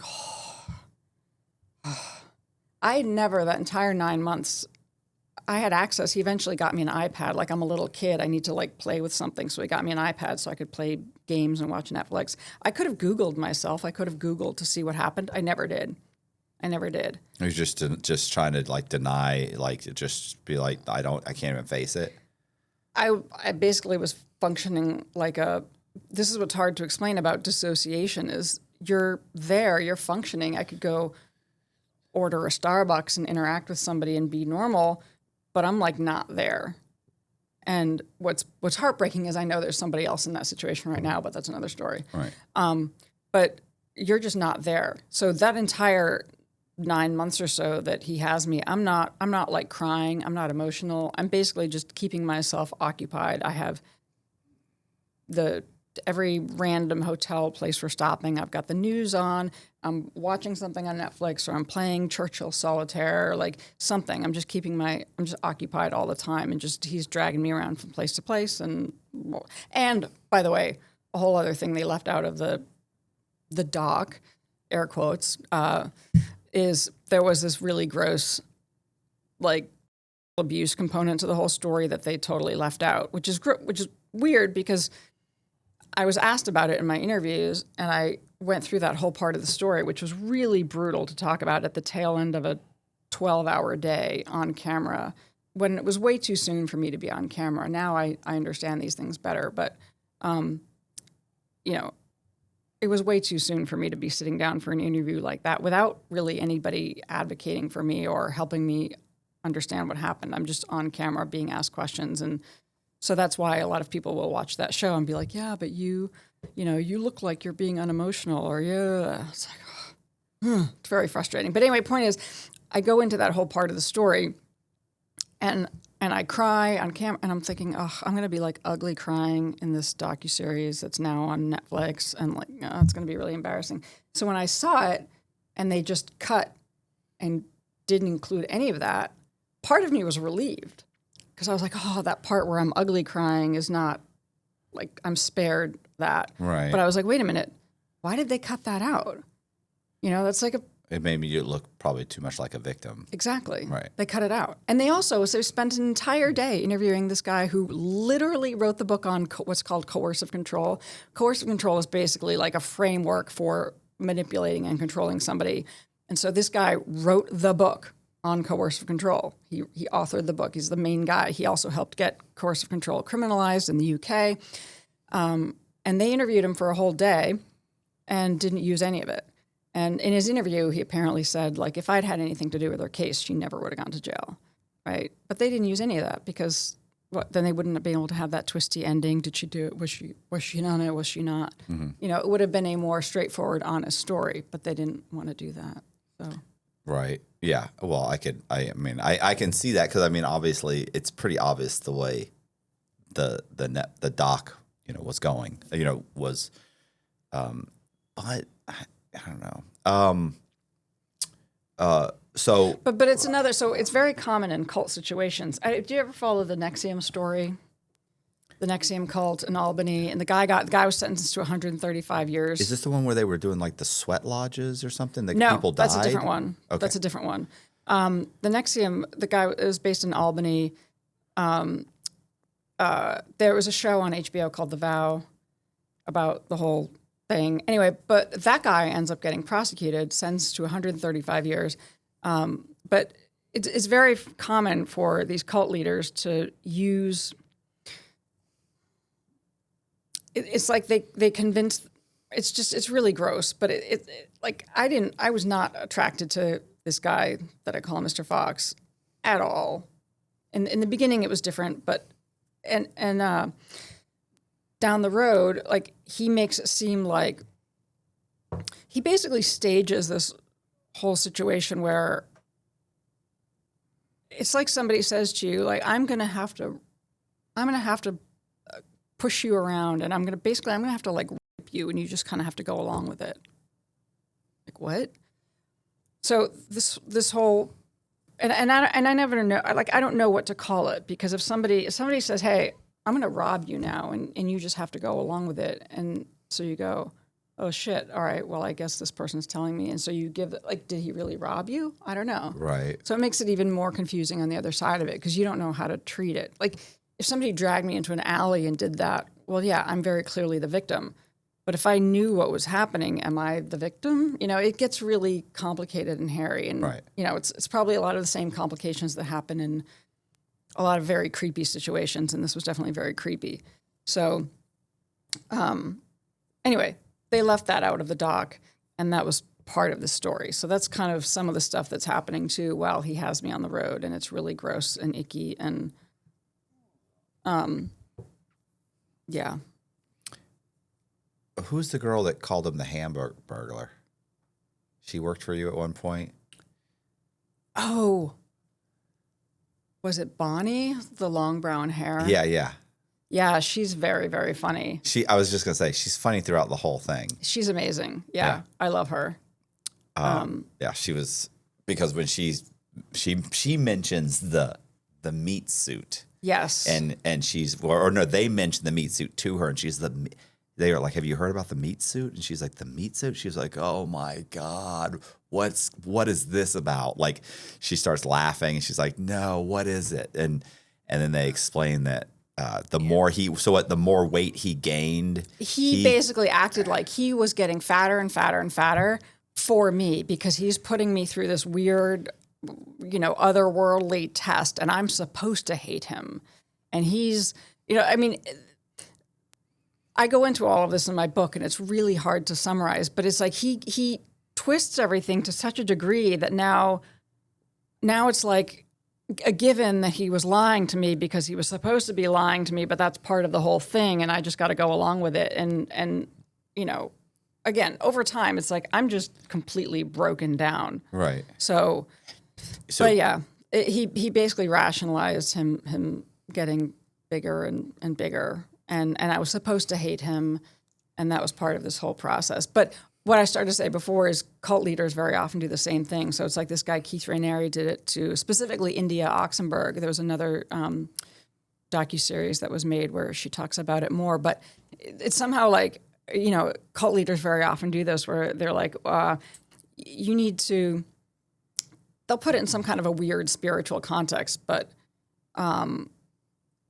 they basically come up with some weird excuse to abuse people, and it happens in cults all the time. I was going to say that's always the way it ends up, right? Like the Branch Davidians. God, there's it almost always happens. It's in almost all the cults. Once That's they what get happens. complete control of a group of individuals, they almost always end up having sex with the cult members. I think that the power gets it. They start thinking.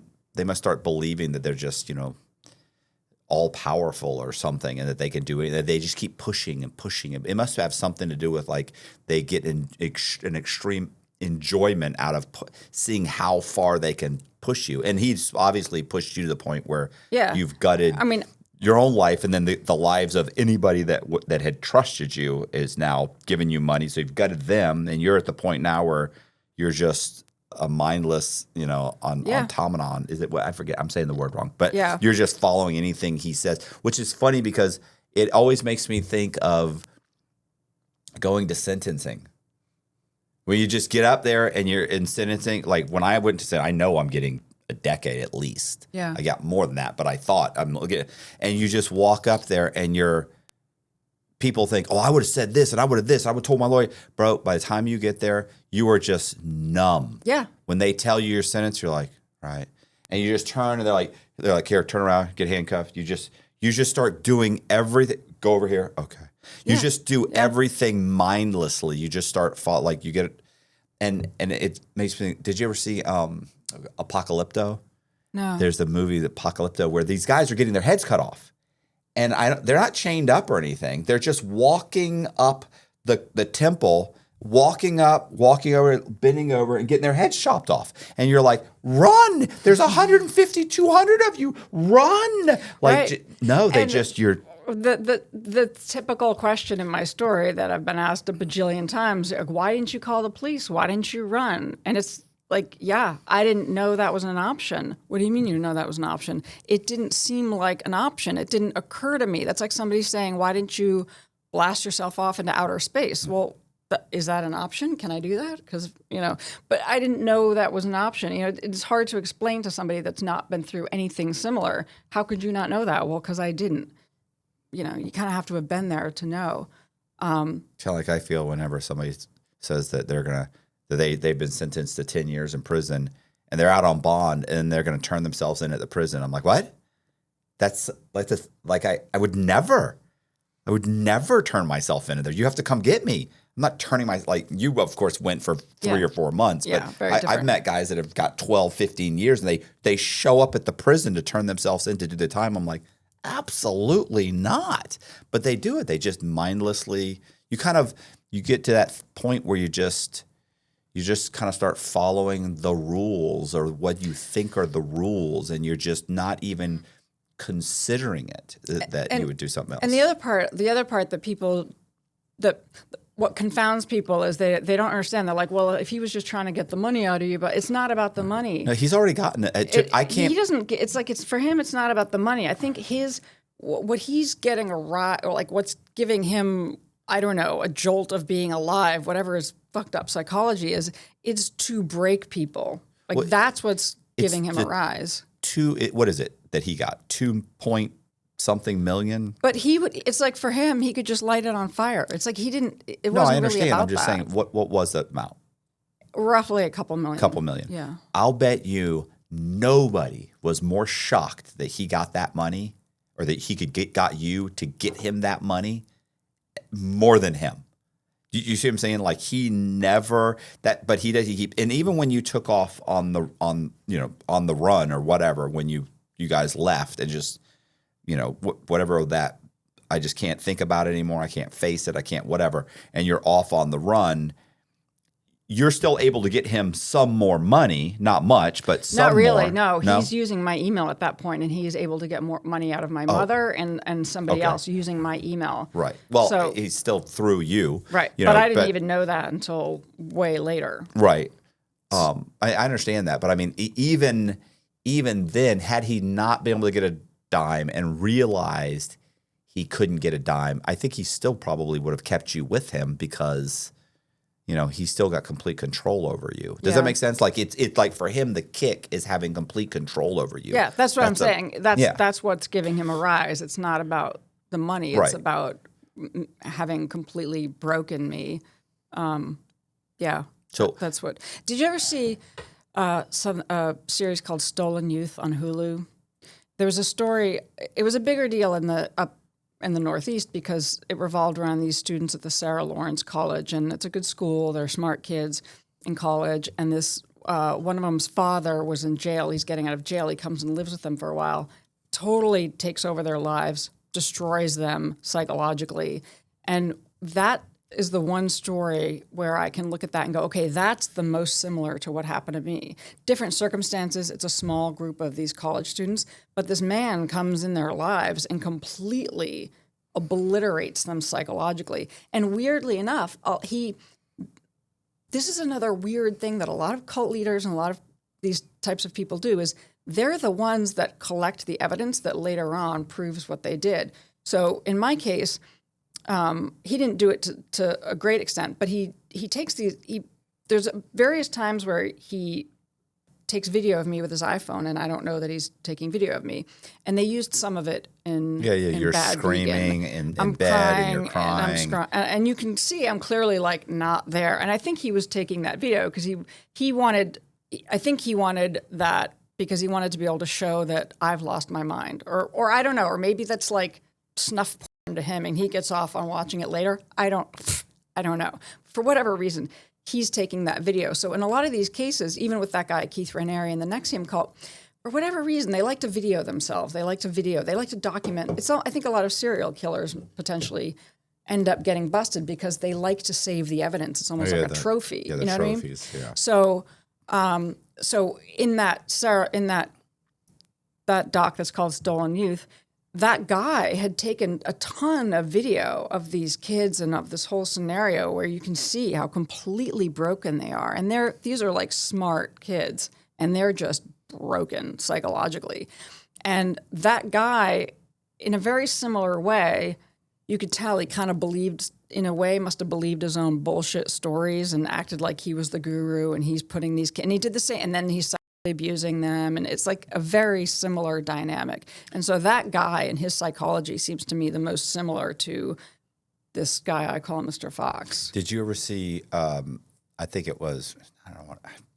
It's not. I know it's not called like the Puppet Master. It might be something like that. Puppet Master, Puppeteer, or something like that. Well, there was one called the Puppet Master, where he convinces the girl that he's like works for the CIA or something. Yeah, and that's the one. So and then in the end they find her, right, and she's completely broken. She's like cleaning somebody's house. She's working a full-time job and living in someone's spare room, and that would have been me. So when people say, there's a line in the beginning of my book, I think at the end of the first chapter, where I say, I kind of sort of like an intro, but I say it took getting arrested to set me free. Right. Because it did. I mean, I love the detective who arrested me, Ray Brown. I write about him. He's like, and he could see what was going on. And he said to me, like, it's over now. Mm-hmm. Like, as if I was being rescued, right? But of course, then I had to get extradited to New York, and that's a whole other part of the story. But when I think about what would have happened if we hadn't been arrested or if this had just continued, I feel like would 10 years have gone, would I have been that woman like mopping somebody's floor? I mean, there were times where I thought, where I'd have moments where I'd sort of be like, oh, what's happening? And I remember sort of thinking to myself, and I remember this because one of the people in that story, the stolen youth story that was on with that guy, Larry David, and the Sarah Lawrence students, one of them went through a similar thought process where you're like, all right, I could kill myself, but I don't really know how to do that. And that seems really messy. And I don't, but maybe I'll just like slide off the radar and like go work in some diner in some tiny town and like find like live somewhere and then I'll just do that till I die. Yeah, maybe that's what I'll do. And I feel like that woman who's broken in that show, the Puppet Master, that's where she was. So I hate to put it like this. But I mean, looking back on it now, do you realize how like just insane this whole thing is? Like it just in its entirety, do you realize like, wow, like what this is not like how did I believe this guy? Well, like, so imagine when after I'm arrested, now I'm like facing criminal charges.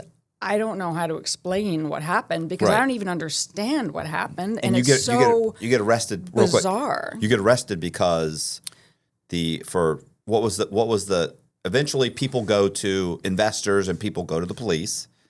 They put together is it an indictment or just like a criminal complaint? No, there is an indictment. And it's what are those charges?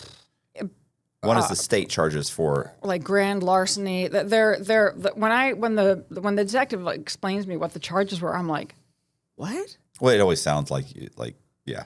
Yeah, and then even tax fraud and I was one of those people where, when I ran the restaurant, like everything's above board. Like I'm one of those people where I am so want to play by the rules. I'm such a nervous Nelly about stuff like that.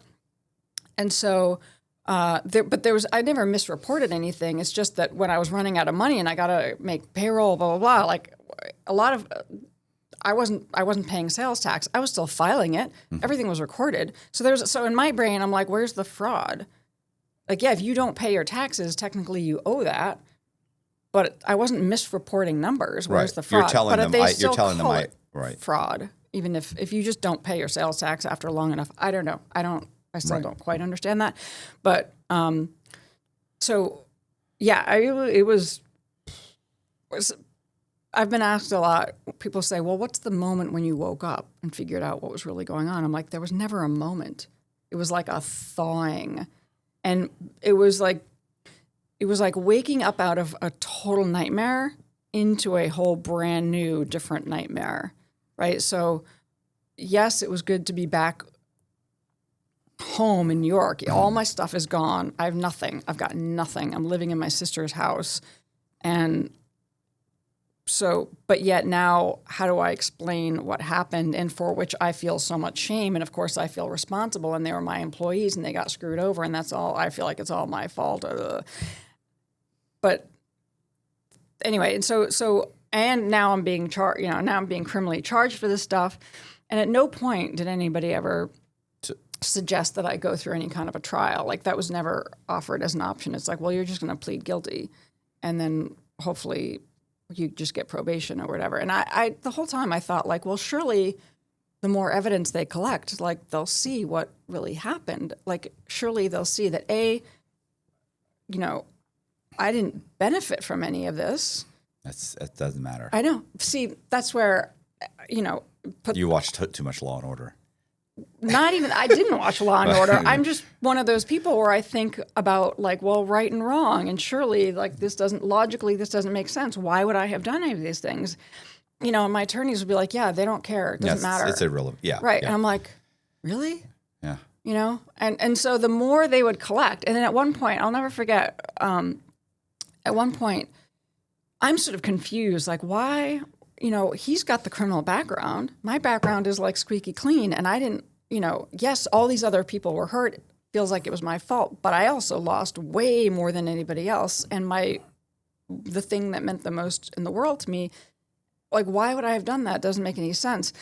But at one point, she says, my attorney says to me, like, so I've been, I've been made aware that the DA found a copy of your journal. I'm like, the DA found my journal? Like, how the fuck did that happen? And they're like, well, apparently, Anthony, had a copy of your journal from like 2014, I think. I'm like, yeah, I remember one time I was writing in my journal and he came in and he was like, what are you doing? You can't be writing this shit down. Takes it away from me. I assumed he threw it down the trash chute, burned it, who knows, whatever. I just thought, it's gone. For whatever reason, apparently he had it with his stuff. So I'm like, that's weird. I'm like thinking the DA is reading my journal. I'm like, that's embarrassing, I don't know. Okay. And she said, I haven't seen it yet. She gets a PDF of it. She sends it to me. And I remember I'm working this weird job. I'm in the back. I'm getting a ride home. I'm like in the backseat of these people's car. I get the email. I'm looking at the PDF on my phone. I'm like reading it. It's my own messy handwriting, but I can read it really fast as a PDF. I'm reading it. I start crying because I'm like, oh. And I remember it was my birthday. And I'm like, oh, this is like a gift. Surely now I'm like, they'll go, oh my God, this poor woman. Oh my God. Okay. Yeah, we kind of got this all wrong. Like, all right, maybe she'll get probation because technically you're responsible, but like, wow, that guy's a monster. Holy shit. I'm reading my journal thinking that this is all changed now. No, didn't move the needle. They didn't give a shit. They interviewed my mother. My mother got conned out of a ton of money by this guy that also wasn't hers. She borrowed it. So this guy did a number on my mother too. And of course, I feel responsible for that too because I feel like the whole thing's my fault. But the DA the assistant DA met with my mother. My mother's like the most. Everybody loves my mother, right? She's very. None of that moved the needle, and for whatever reason, they weren't really interested in. Looking back on it, like all the tabloid stories, the whole prosecution seemed very much focused on me. He was just kind of there, sitting there. He didn't get out on bail. And so he ended up serving a year. But by the time this whole thing gets, I end up pleading guilty because what else am I going to do? And he's out. He gets out. I get sentenced to 4 months. And then there's a period of time before I go to serve my sentence. During that time, he's already served a year. He gets out. So they never charge him for any of the shit he did to me, to my mother. He's just charged as if he and I were co-conspirators, which makes the whole thing really, really? As if he and I did this together. Right. And so he gets out, and then I got to go do my 4 months. And part of what people also never understand, and I'm in the position of having to explain myself because of the way that docuseries was done. Why would you talk to him? Well, I'm thinking, if his goal seemed to be to destroy me, and he basically succeeded at completely destroying me, except here I am, I'm going to go do 4 months. If he really wanted to like hammer in that last nail in the coffin, what would he do? What would he do? I don't. He would. What? My dog. Oh, what? Oh, he'd harm your dog? He would go take or harm my dog. Okay. Because at that point, like, that's all I've got left is my dog, Leon. That's it. And so he would have known that my dog would, in all likelihood, would stay with my mom because she had a place with land in the country. So I'm petrified that he's out. He's going to go after my dog. And, I'm telling my mom, like, look, don't ever let him out of your sight. Don't like let him out to pee in the yard. And like, you got to watch him the whole time. And I know my mom's like, it's 4 months. She's not going to watch it. She's going to just put him out in the yard and let him go. And I'm picturing this guy driving up one day and getting Leon, hey, come here, and like just taking him away or whatever. This is my biggest fear. So when he gets out, I'm completely freaked out because I've had no contact with him. At this point, I realize this whole thing was like he spent years dragging me through this totally diabolical nightmare on top of all the creepy sex. Like all of it is just so ugly and horrible. And he's getting out. What does he do? He immediately gets on Twitter and starts posting all this shit. And I had unfollowed and blocked him from my account, but of course my dog had a Twitter account and an Instagram, but my dog had a Twitter account, had never unfollowed him. So I'm looking to see what, like, oh my God, what is he going to come after me? Like, so I'm looking at what he's posting, and he starts to clearly post little things that are meant for me to understand, like little weird inside jokes or things that, or like he'd mentioned my favorite flower, stuff like that. It seemed like he kept kind of hinting that he wanted me to reach out to him. And I'm like, all right, well, doesn't sound like he's going to come after me. So at some point I make that decision, like, and anybody who's been in this kind of a seat, this totally makes sense to them. You're like, sort of like a survival calculation. All right, I'm going to reach out to him. And so I do. And I make contact with him. I do remember the first time I spoke to him on the phone, it was just, I'm like, all right, well, I'm just going to have to like dissociate. And it's like a safety thing. Like, you'd rather know where they are. I'd rather him think that maybe he's still got his hooks on me. I'd rather make him think that he'll maybe be able to manipulate me, whatever. As long as I know he's not going to hurt Leon. Keep your enemies close. Exactly. So that's what I did. So that's why I had communication with him, which then later on, because I had that open channel, it's not like I chit-chatted with him all the time. Right.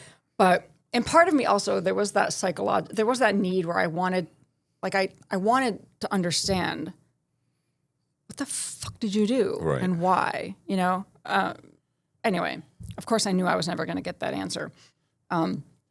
But later on, I end up recording him a few times for the show that became Bad Vegan. Right. And some of it they use in a way that makes sense. Some of it they use in a way that is completely misleading. They move all my words around. They make it seem like I'm laughing with him. And they don't make it clear that I made that recording for the show and I'm playing a role and just going along with him because I'm just trying to get him to say loopy shit on audio. So there's more audio of him, whatever. I'm just trying to get content. Yeah.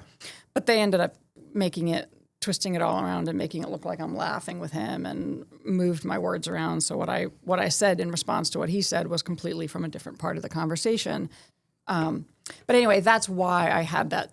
That's why I was able to make those recordings. It's because I had that open channel of communication. And at this point, I'm at least at the point where I realize, he's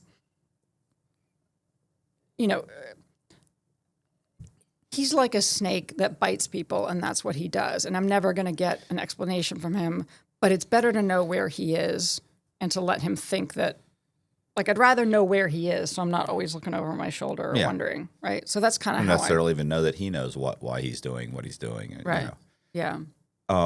Real quick, before we talk about, like, you going to prison, to jail. Rikers, to jail, can you explain what happens when you get arrested?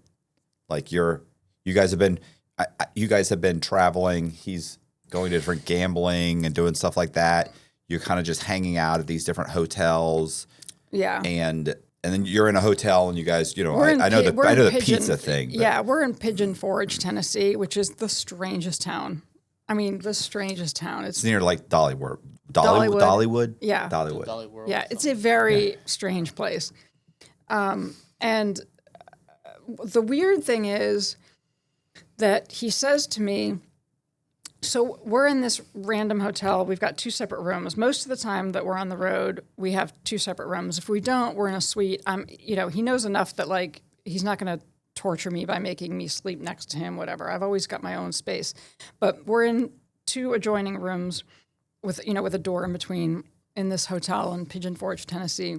He says to me, and was it the day before? Was it that morning? He says to me, he's like, baby, there's going to be one more gut shot. And I'm like, and I'm like, what? And I'm thinking, wait, he's going to make me get money from somebody? Like, he's going to make me do something. I'm going to have to go somewhere. I'm going to have to ask somebody for money. I'm like, oh, what's he going to make me do? What's he going to make me do? And I'm like, so I don't know what's going to happen. But it was after that. So my point is that I kind of think he knew. I think he got us arrested on purpose or something. I know that sounds weird, but I think he did. Okay. And the way that Was he out of money? At this point? I think he was just kind of out. I think like I'd probably dried up as a source, you know, because Right. he was able to. He would. I know this now. I didn't know this at the time. He's using my email, and I think my cell phone was long gone. But for a while, he was using my cell phone to texting people as me, emailing people as me. But he has to know that there's like a warrant out and there's everything's falling apart, right? He knows Right. I'm sure more he so knows than that. you I realize. didn't know any of that. Yeah. So what happens is, I'm in my room, and we did drive back closer to the East Coast, and he gets Leon back for me, right? And then he's like, baby, this is almost over. I got you Leon back. And I'm like, oh. So I'm back with Leon.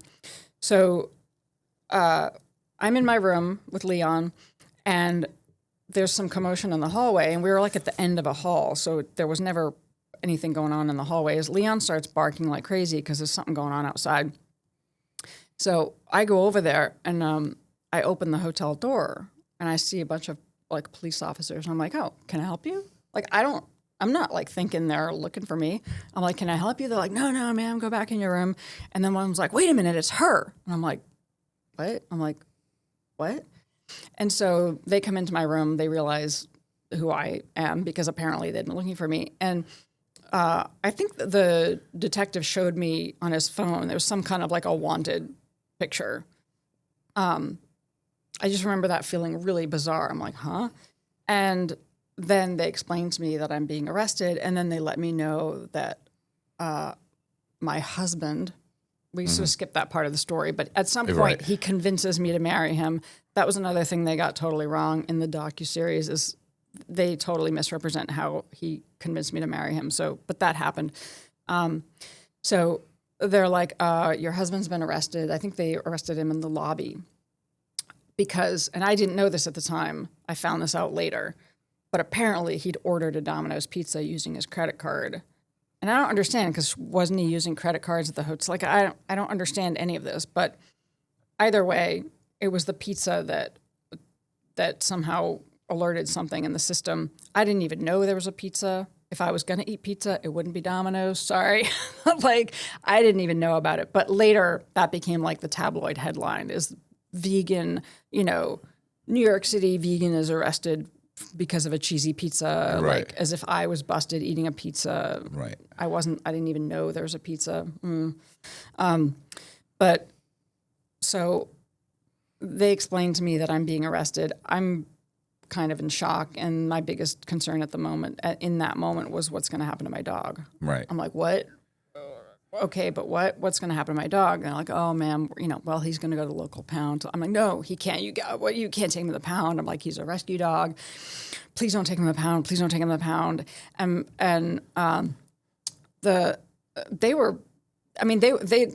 They didn't handcuff me, nothing. They just were like gently explaining to me Right. what was happening to me. And that's when at one point the detective said like, it's over now, and I was like, oh, what?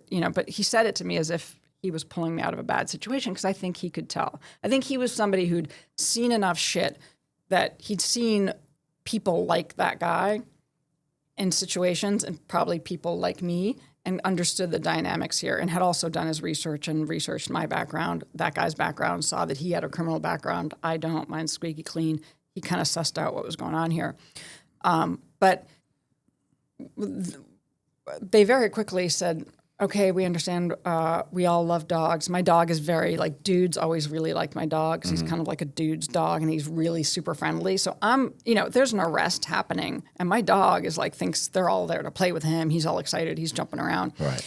So they're all charmed by him. They're like, oh, Kevin here, we'll take him home. Don't worry. We won't bring him to the pound. And I'm like, oh, thank God. Yeah, and this isn't a big time New York police department. This is a kind of a small town. Yeah.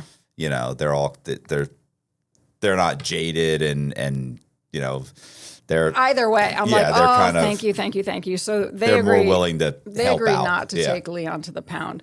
And it ended up that the manager of the hotel Right. took him because they really liked me and they loved Leon. And so they don't know what's going on. So they agreed to take Leon. And then eventually my father drives to Tennessee, picks up Leon. But I'm arrested, and they explain to me that I'm being charged with stuff, and I'm like, and again, I'm just like, what? Okay, they tell me to change my clothes into something warmer because this is May in Tennessee, that it's going to be kind of cold where I'm going, so I change into like jeans and a sweatshirt and t-shirt, and and I'm taken to the holding cell in Pigeon Forge, Tennessee. That's where my book opens, because I'm in this holding cell and throwing up because I had been drinking coffee and when I was in the hotel, I'd been drinking a couple cups of coffee a day. And so I'm one of those people, I guess I'm hypersensitive to caffeine, that if you suddenly cut me off from caffeine, I'm going to get the migraine of the century, and to the point that I'm nauseous. And so this is like day 2, probably the end of like 48 hours in the holding cell. I'm throwing up in this room where there's probably at any given time anywhere between like 8 and 20 women in a not very large room in a holding cell.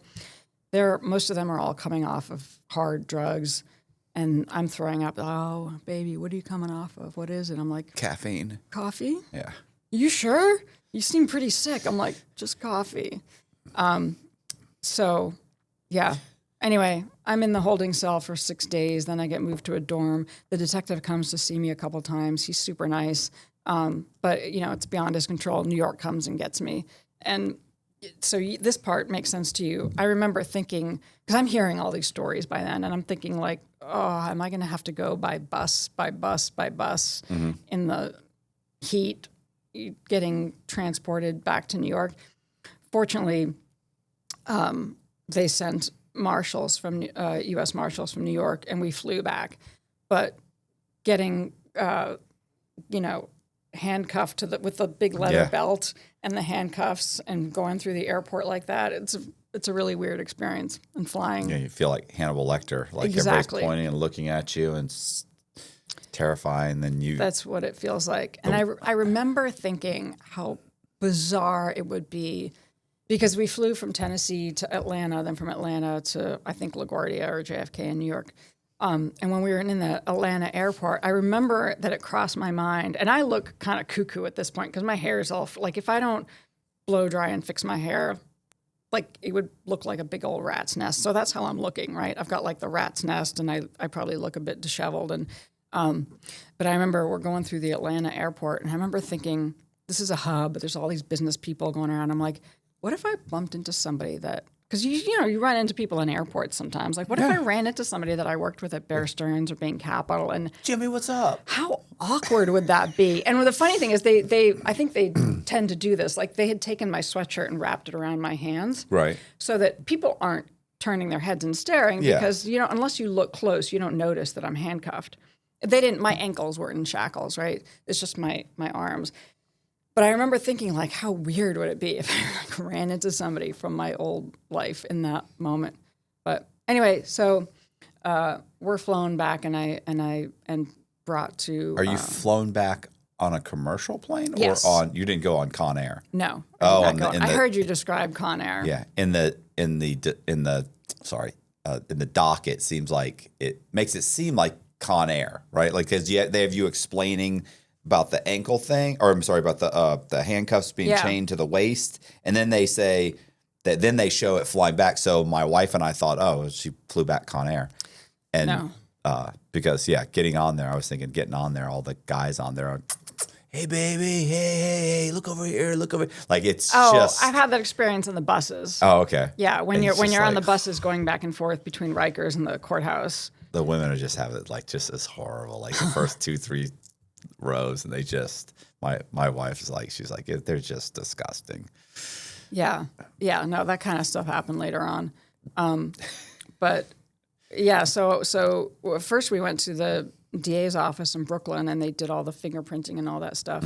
But what was weird is there was a period of time where. So I describe all this in my book, where when New York finally arrives in Tennessee, and I'm made aware that I'm going to, they're here to get you, and so a local Tennessee cop is going to drive me to the airport. So I'm in the back of they put me in the shackles thing. I'm in the back of the car, and we're going to the men's jail to pick up Mr. Fuckface, sorry. Right. We're going to pick up him. And I'm like, because at this point I've thawed to the degree that I pretty much understand that this was all a huge, like this guy is a complete, like everything he Scoundrel. told me was Right. bullshit. But I'm not sure because I'm still thinking like maybe somehow some weird miracle is going to happen. So I don't really know what to think. But yeah, thankfully they put him in the front seat, so I'm in the back. And he's just like, he's kind of talking like this is all just normal. He's chit-chatting with the cop. Like, I'm just sitting there. So anyway, but there were a few times where when we're all in the airport with those marshals, I was surprised. I mean, maybe they did it intentionally, but there were plenty of times where they let us, we could have talked without them hearing us. Right. And I just didn't really know, like, I didn't know what to say. I didn't know what to ask. I was just kind of like, what the fuck? And he's like, hey, how'd you do? Oh, they kept you in the holding cell for 6 days. I can't believe they did that to you. I'm like, huh?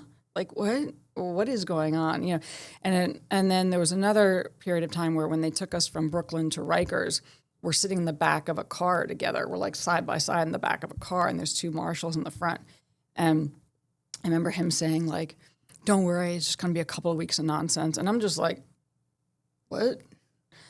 And he's like, baby, the most important thing is I got to get on bail. Then I can fix this. It's all going to be fine. And I'm like, yeah. You got to get somebody to get me out and That's what out he's on trying bond. to, yeah. And he's like, gotta help the me most out. important thing is that I get out and Yeah. I can fix this. And I'm like, yeah, okay, whatever.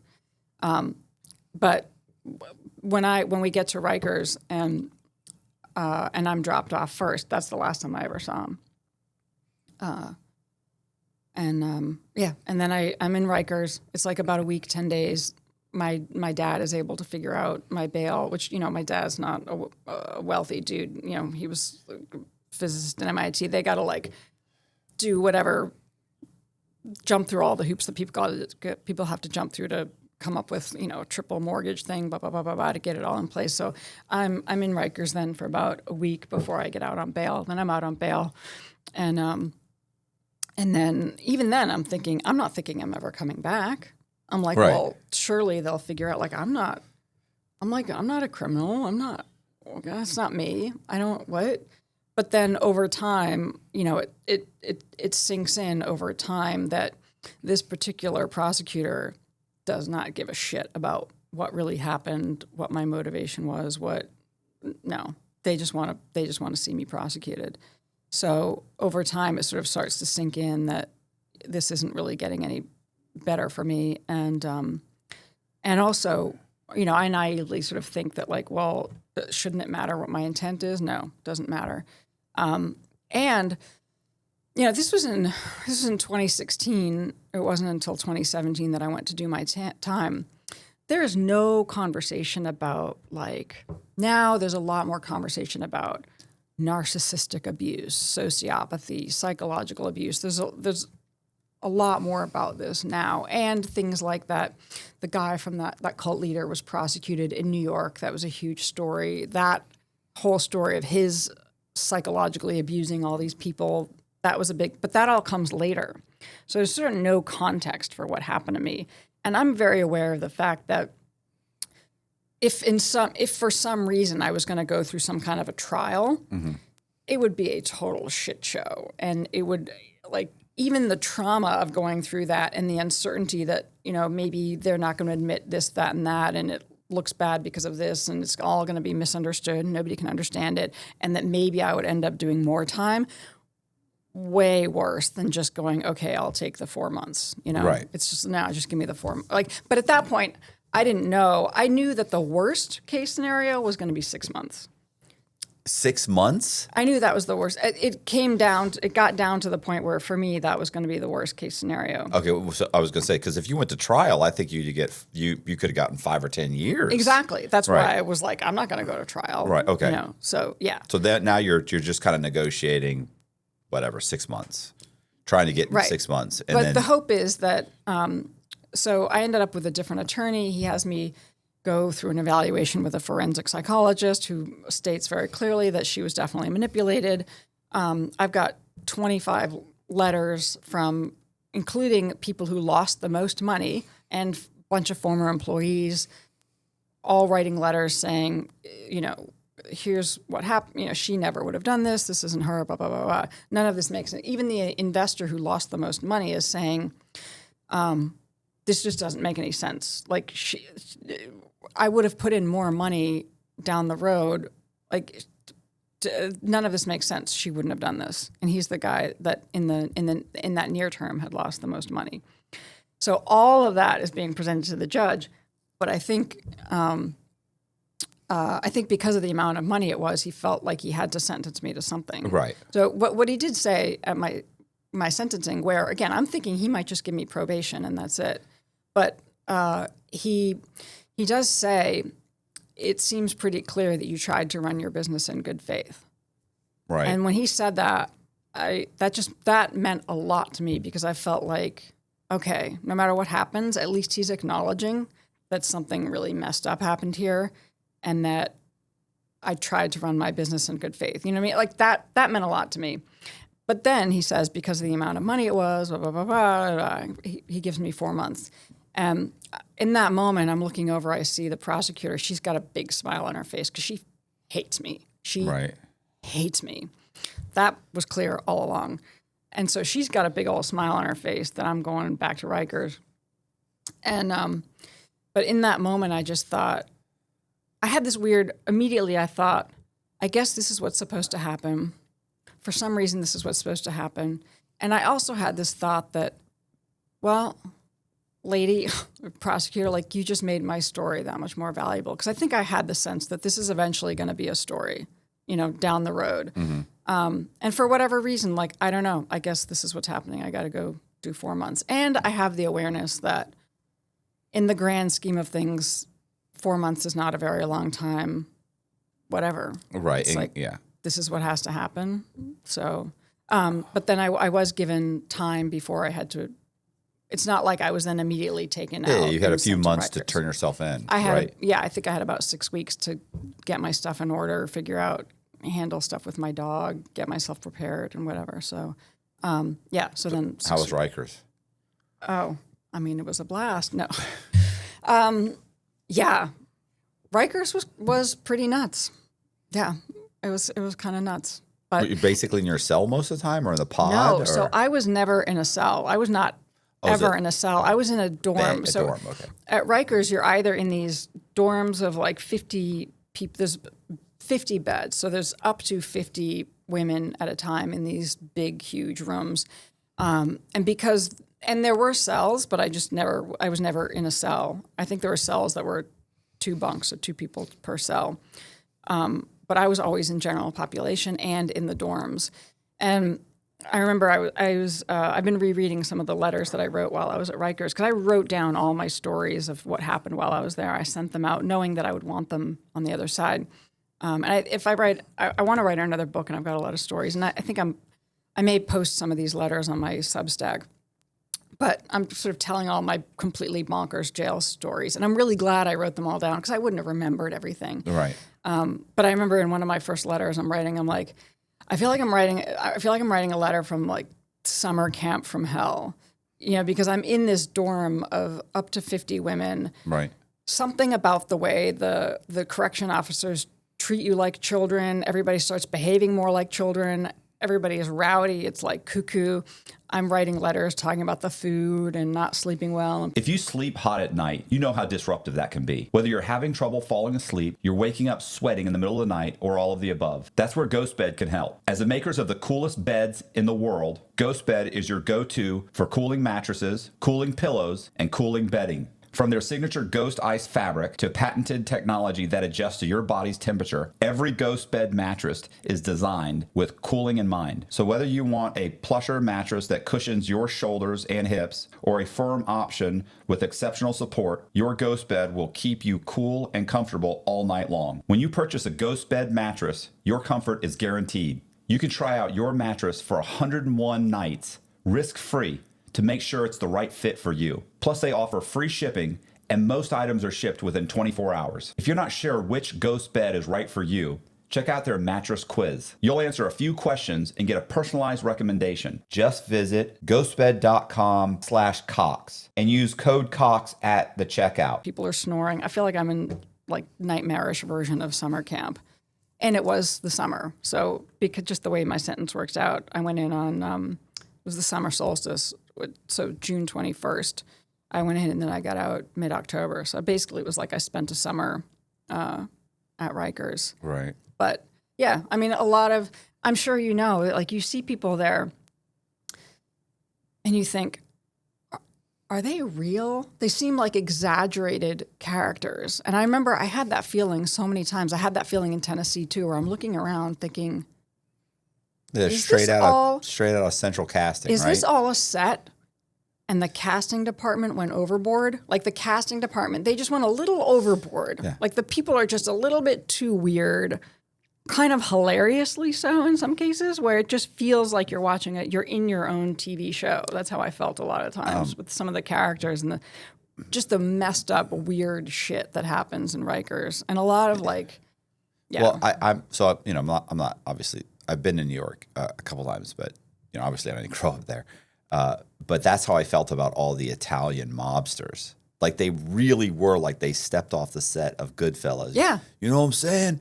Hey, I talked to Paulie, and Paulie said that, and you're like, you're fucking joking, right? Like that's not like, and they talk like that all day long. Every time you say, Yeah. hey, let me talk to you for over here for a minute, over here, and you're just like, oh shit, you're serious, Right. That's really You're how you guys are serious, yeah. talking, and they click together, and they have their little parties and their get-togethers and their Even the way you talked about that guy, the emperor.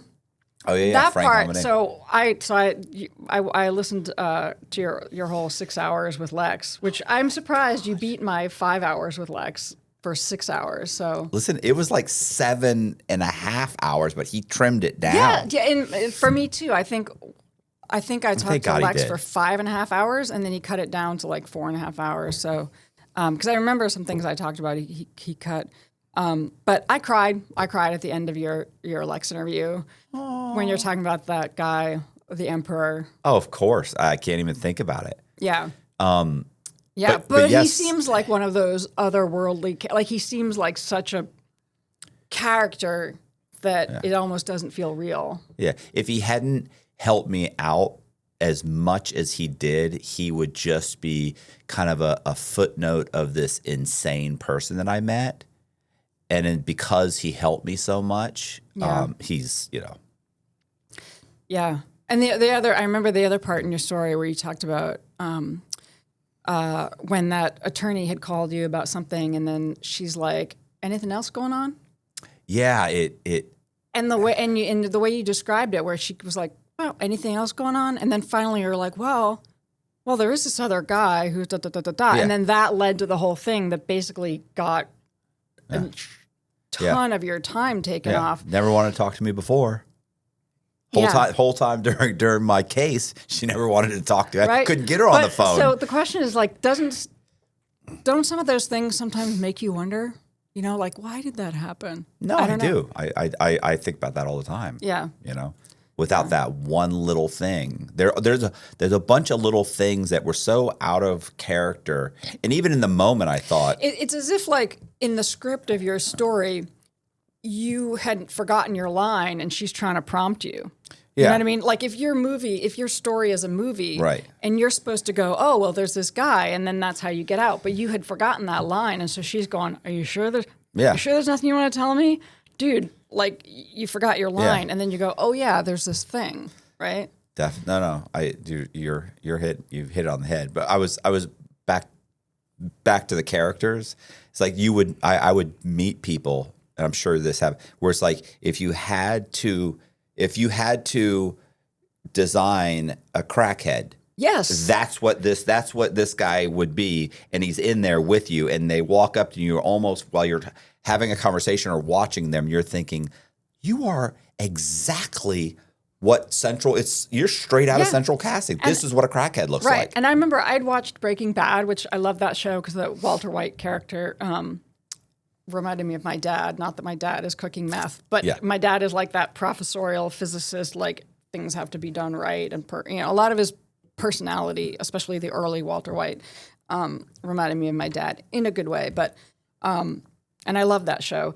But because I had seen, there's all the meth heads in that show. And then here I am in Tennessee jail, and now I'm up close with them. And I had the same exact thought. I'm like, were you just in that show Breaking Yeah. Bad? Because your black teeth or the no teeth, and then just the way that they're behaving, and it doesn't seem real. And then the same thing happened at Rikers. Some of the people who, they're just acting completely nuts, and it doesn't seem real. And some of the characters, I remember too thinking, I wish that I could have had like a GoPro implanted in my forehead and recorded all of this, because it is Nobody's going to believe this. either nobody's going to believe it, or I'm not going to be able to remember it, or I wish I could remember all of this dialogue, because there's all this stuff that happened. You're witnessing all the tragedy of humanity, but then there's also some really beautiful moments, like the stuff like that guy helping you the way that he did. It's like, it's beautiful and heartbreaking and lovely, but then there's also just the stuff that's hilarious. Like, people are just funny Right. and fucked up in a very funny way, and you're like, In the worst I possible can't even situation. believe this is yeah. And so it's a very confusing jumble of emotions and stuff that's going on there in jail. But I witnessed a lot of stuff during my time at Rikers that definitely learned a lot. And also about how completely messed up the bail system is. Like, whatever you want to say about wherever people are politically or whatever, it's the bail, like, on its face is completely unjust. I mean, there were people in my dorm that if I had had access to money at the time, well, certainly there were people I would have bailed out because it would have been the right thing to do, but there were people that I would have bailed out because they snored really loud, and I'm one of those people that... That's the part of the application I know. for bail. I do snore. Oh, get him out of here. But I mean, if I had had access to funds, and I remember being shocked that there were people that are, the only reason they're there is because their life situation is such that there's nobody in their life that can come up with $500 to get them out. Oh, yeah. Therefore, they're going to stay there, and they've not even been convicted of anything. They're going to stay there until their court date. And I'm like, when's your court date? Right. So That's it's 3 weeks from right. now. Or maybe it's 6 months from now, and you already know the most they can give you is a month. Right. And you're going to stay here for 6 months Right. to get time because served nobody has $1,000 or $2,000 or $500 to get them out. And meanwhile, anybody that does have access to money would be out, and they'd hire the lawyer, and they'd get off of whatever the dumb charge was, if there was even any validity. So it's just on its face unjust. But when you're there and you're witnessing it, when you're there and you see it, and you see how completely, like, their life might have been okay, might be already kind of fucked up, but now that they've been arrested, it's completely screwed up, because they can't get out. Their abusive ex is going to be taking care of their kids. Now they've lost their job. They're going to lose their house, and they might have been arrested. They might have not done something wrong because they haven't been convicted at this point. But just because they didn't have access to $1,000 to get out, their life is now completely fucked, and there's no way to get it back. Even if they might have done nothing wrong, maybe they did. But either way, it's like, on its face is just not okay.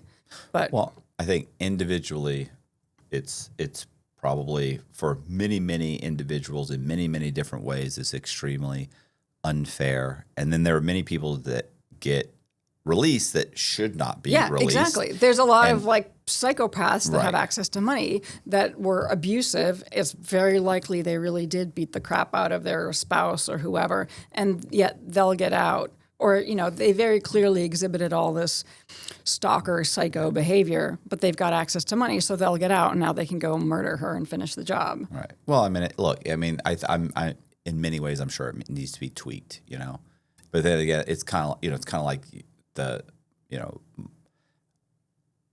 my wife feels like going to prison saved her life.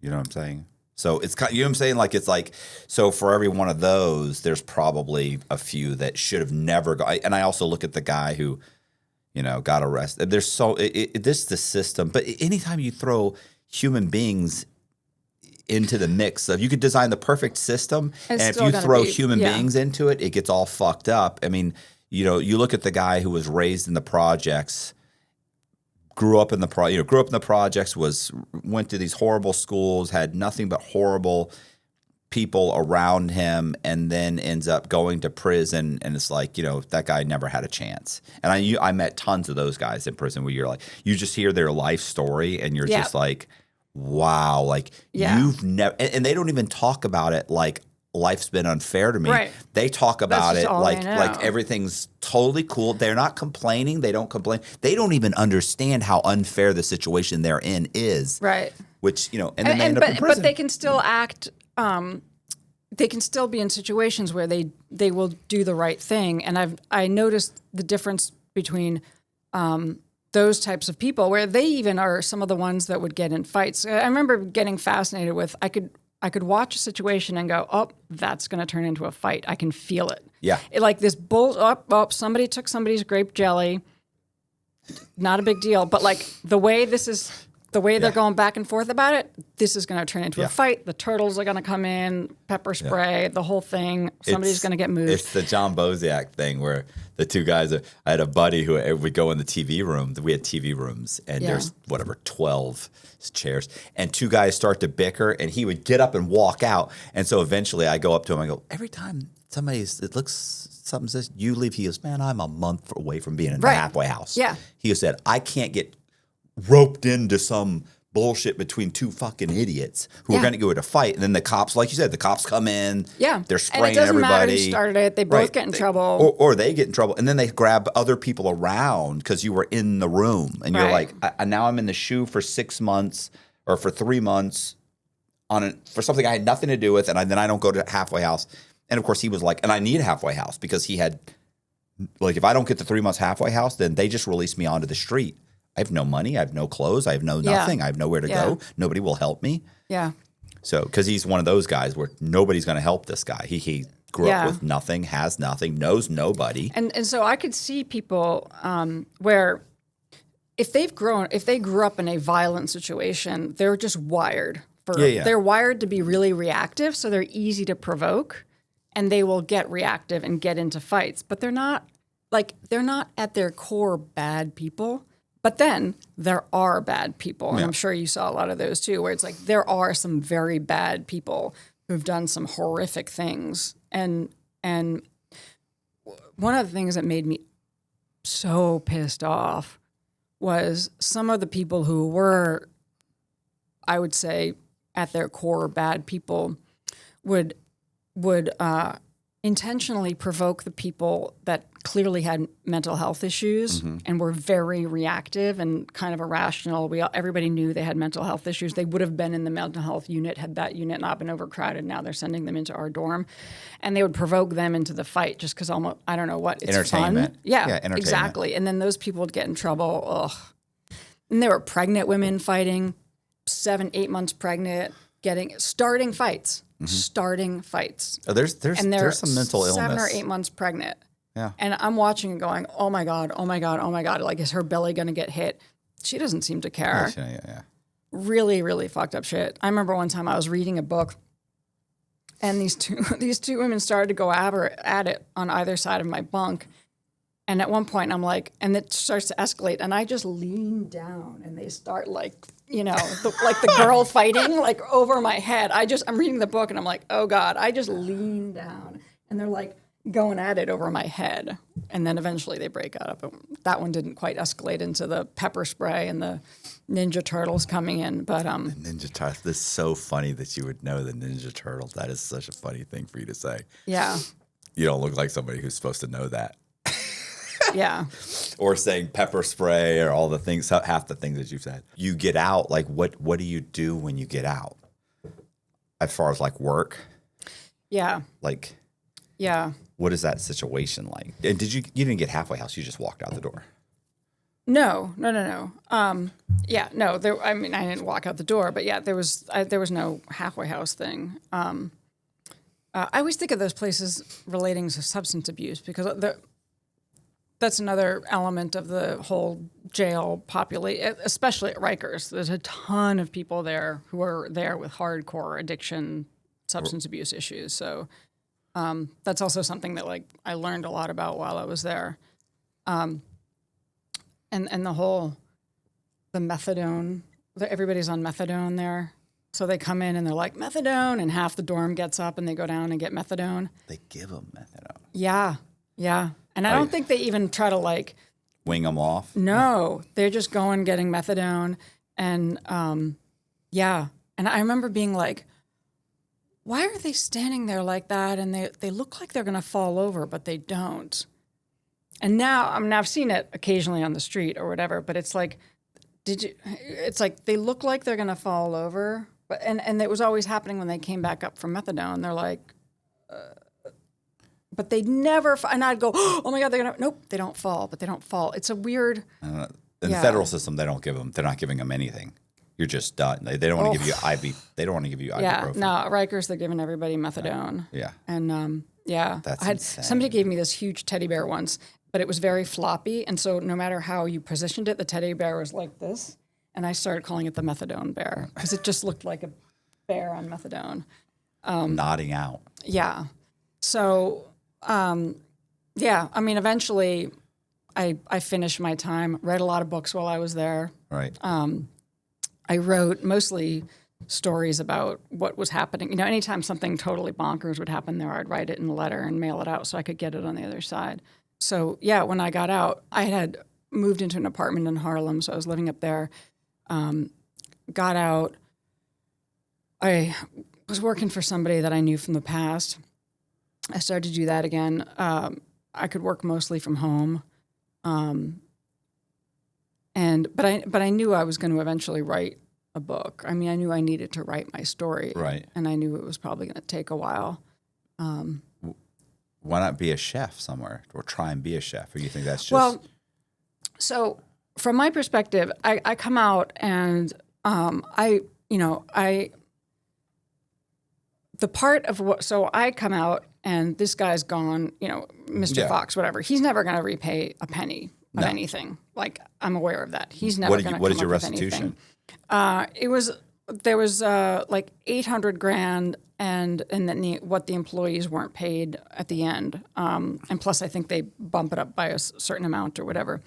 So what weighed on me the heaviest is what those employees were owed. Like that really, like I just wanted to get that paid, and then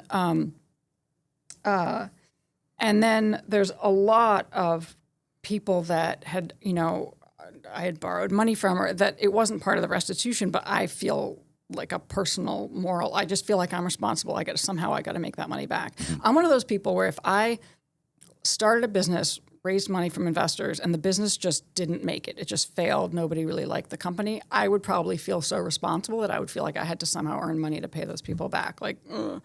So no matter what happened, I feel really responsible. So all along I'm thinking like, well, I got to do something big, because I have to pay back all that money. So if I just go take a job cooking food in a restaurant, it's never going to pay it back. Never going to pay it back. Right. Never going to pay it back. Be lucky to pay your own bills. Yeah. Right. Right. I'm never going to get it back. So I got to do something.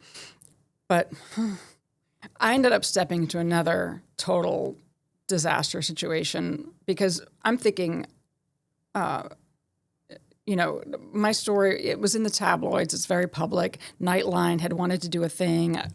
Now Right. that I know what you went through with that too, and somebody in media advised me, like, don't do that. So I'm glad I didn't do that. But I knew that there's some value in my story here. But in the meantime, my defenses are down because it's very public that I have less than no money. So I'm thinking I've got nothing to take. So after what happened with Matthew and then Mr. Fox, I'm not thinking somebody else is going to come in my life and fuck shit up, because I have nothing to take.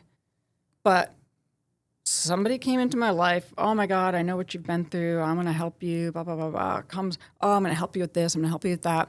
And the person did help me. I was still legally married to this monster. Right. And again, I don't have money to like hire a great attorney to help me get that all sorted out. But the whole process of like doing it yourself is like the paperwork. Plus, it's like emotionally loaded. So this dude helps me go through all that. Helps me get divorced from the guy. That was helpful. But eventually, I was not aware at this point. I was not yet aware that the people who potentially want to fuck shit up it's not about money necessarily. So my defenses were down. This guy comes in and basically it turns into a situation where I'm terrified of him. He's behaving more like a crazy stalker, and I'm like, oh shit. And I end up leaving New York because of him, because I'm so terrified. And so I go, I'm originally from Massachusetts, so I go and a friend of the family helps me out. I get an apartment there, and now I'm also working for that person and living in Massachusetts. So I leave and go to Massachusetts for a while. And then I was also working on writing my book. And then I still had to deal with a legal situation with this other person. And I do want to write another book and write about that story, just because it's bonkers that after everything I'd been through, I missed the red flags again. And what I know now is that if you have a similar psychology to me and you're wired the same way that I am or whatever, if you're somebody who this happened to once, you sort of think it's almost like, oh, it's like you got struck by lightning. It's not going to happen again. But no, the odds are it's more likely that it's going to happen like again. Being the victim of sexual assault. Right. You're more likely to have a second sexual assault. Exactly. It's predators or robbers or criminals in general. They can actually spot people walking down there's a whole study done where they could spot people of who they could take advantage of, yes, or who they would rob and who they wouldn't rob. If you got a bunch of criminals together, almost all of them picked the same people over and over again just by the way they behaved and walked. And a normal person who's never robbed anybody is just a regular person. They're random all over the place. They don't have any clue, but the predators can figure it out very quickly who's victim material. Right. And so, and I've heard other people say this too, but you when you look back, I might think, what do I have? Is there like a sign on my forehead that says, yep, easy to manipulate? Because that's what it feels like. Mm-hmm. Because you feel stupid and like, why does this keep happening to me over and over and over again? But yeah, it happens over and over and over again. And then I get, after that last one, I'm like, oh wow, okay, like I get it. I don't like universe, whoever, whatever. I don't need I get the lesson. Like I'm aware, and I got very careful about anybody that in like a dating context, or super careful, like never going to step into that again. But the subsequent lessons I needed to learn is that it's a similar dynamic in a business capacity too, where, there is still value that people see.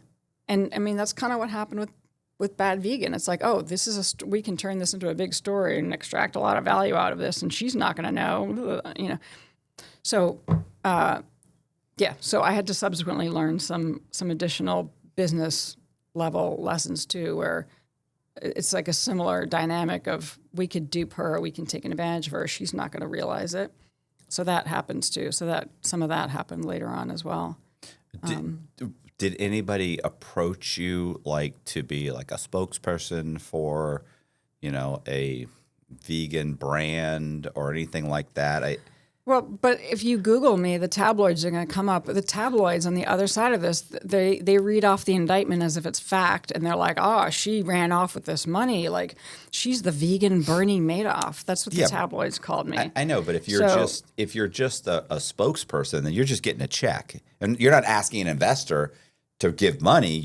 Some brand could say, hey, we're going to do commercials and have you be the spokesperson. Right, but what brand is going to want the person who, if you Google her, that's what still comes up? You know what I mean? I hear you, but you'd be shocked at how many people have reached out to me to talk to them about financial advice or real estate. It's like, what are you talking about? I'm a real estate fraudster.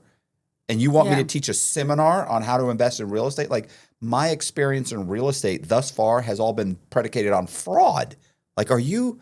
But they do. It's insane, but they do. So I was going to say, despite the, hey,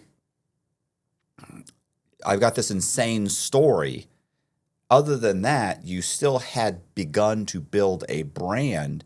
Yes. And when I look at you, my first thought is vegan, the vegan thing. I understand it went off on this insane fucking story. Yeah. But that's not my first thought when I see you. I see vegan because, you have the look. Does it make sense? You have the vegan look. You have and you look healthy. Not all vegans look healthy, brother. I'll be honest with you. A lot of them, I don't think they look healthy. They look just too skinny. But you just said you're 53 years old.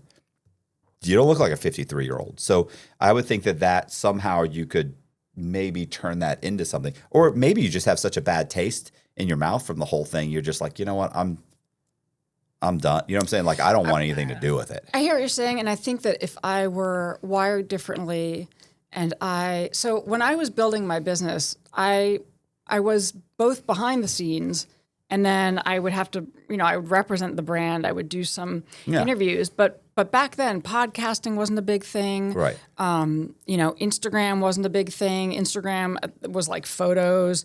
It's a totally different world now. And if you look at my reels on Instagram, I am so awkward. It's like I am almost comically awkward because I'm just not. Yeah, I could probably have built a huge following by now if I was up there making recipes and doing the thing and making the reels or whatever. I'm not good at that. I am not good at that shit. Like, I am just not. I'm too awkward. I'm just like, if you want me to be myself, Seem awkward here. I mean, you kind of beat around the point a little bit, but if you wanted me to it's hard look to in get the you to answer a camera question, and be like, so funny story. Remember the show Top Chef? Yes. They the first season was Katie Lee Joel. Billy Joel's former wife, Katie Lee, was the host for the first season. But then after that, it was Padma, right? Remember Padma Lakshmi? So Katie almost was going to back out of her contract, something. I don't know. The point is, I was flown to LA because they wanted me to audition to be the host of Top Chef. This is before everything fell apart. Oh, okay. And I'm like, you realize I run a business that's all around like being vegan. It'd be weird for me to host this other show. And also, like, you realize I've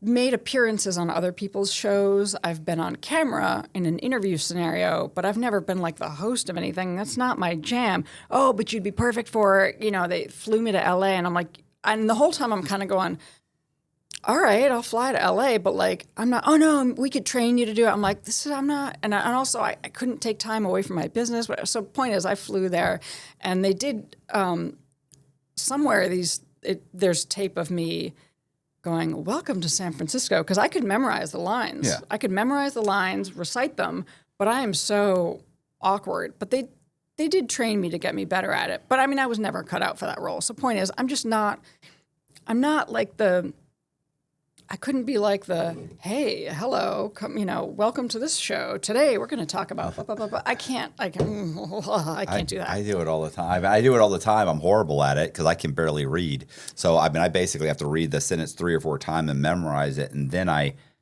do 2 lines, and then I turn around and he says, you can read this. And then I just read it, and he puts B-roll up. So it looks like when you watch the ad, you're like, man, you're amazing. That's just editing. Like, I'm not amazing. I assure you, it was horrible. And Colby will say it again. That's not what that word says. This is what it says. Oh, okay. And then I say it. You say it 4 times, 5 times, you're bound to get something right. Yeah. I mean, I think that, and so I think that sometimes. And you don't have to be perfect. Nobody's looking for perfection, especially on some kind of like a podcast or something. Like, people want you to be genuine and awkward, and then you're more relatable. I'm comfortable. Like, I'm not super uncomfortable right now. I'm comfortable in a podcast scenario. But again, if I had to talk into the camera and it's just me and the camera, I would feel silly and weird. I don't know. I feel silly and weird. I do, because we've done that where it's just me And I do. I know exactly what you're or I don't know. There's a guy, Ian Bick, who has a true crime podcast. I did his podcast. Oh, okay. I did Locked In. Yeah. Yeah. So he started off by doing TikToks. Yeah. And he would just put the phone there and he'd do this whole thing. And I've tried to do it. It's hard. Yeah. It's very hard to just sit there and just kind of go. It's easier for me to have a conversation with you and have someone cut that into a reel or a short or something than to look at it and say, okay, Matt, tell that story. And then it's like, oh, I can tell it's you, Yeah. but just staring at the camera, I feel awkward and weird. And Yeah. but I mean, that's so all you have to do is get somebody else that you can shoot the shit with or interview or something and put it up. And if you're going to be able to get yourself on programs anyway, then those people have somewhere to go and find you, and then you build that following. Yeah. Yeah. Or I mean, not, you know.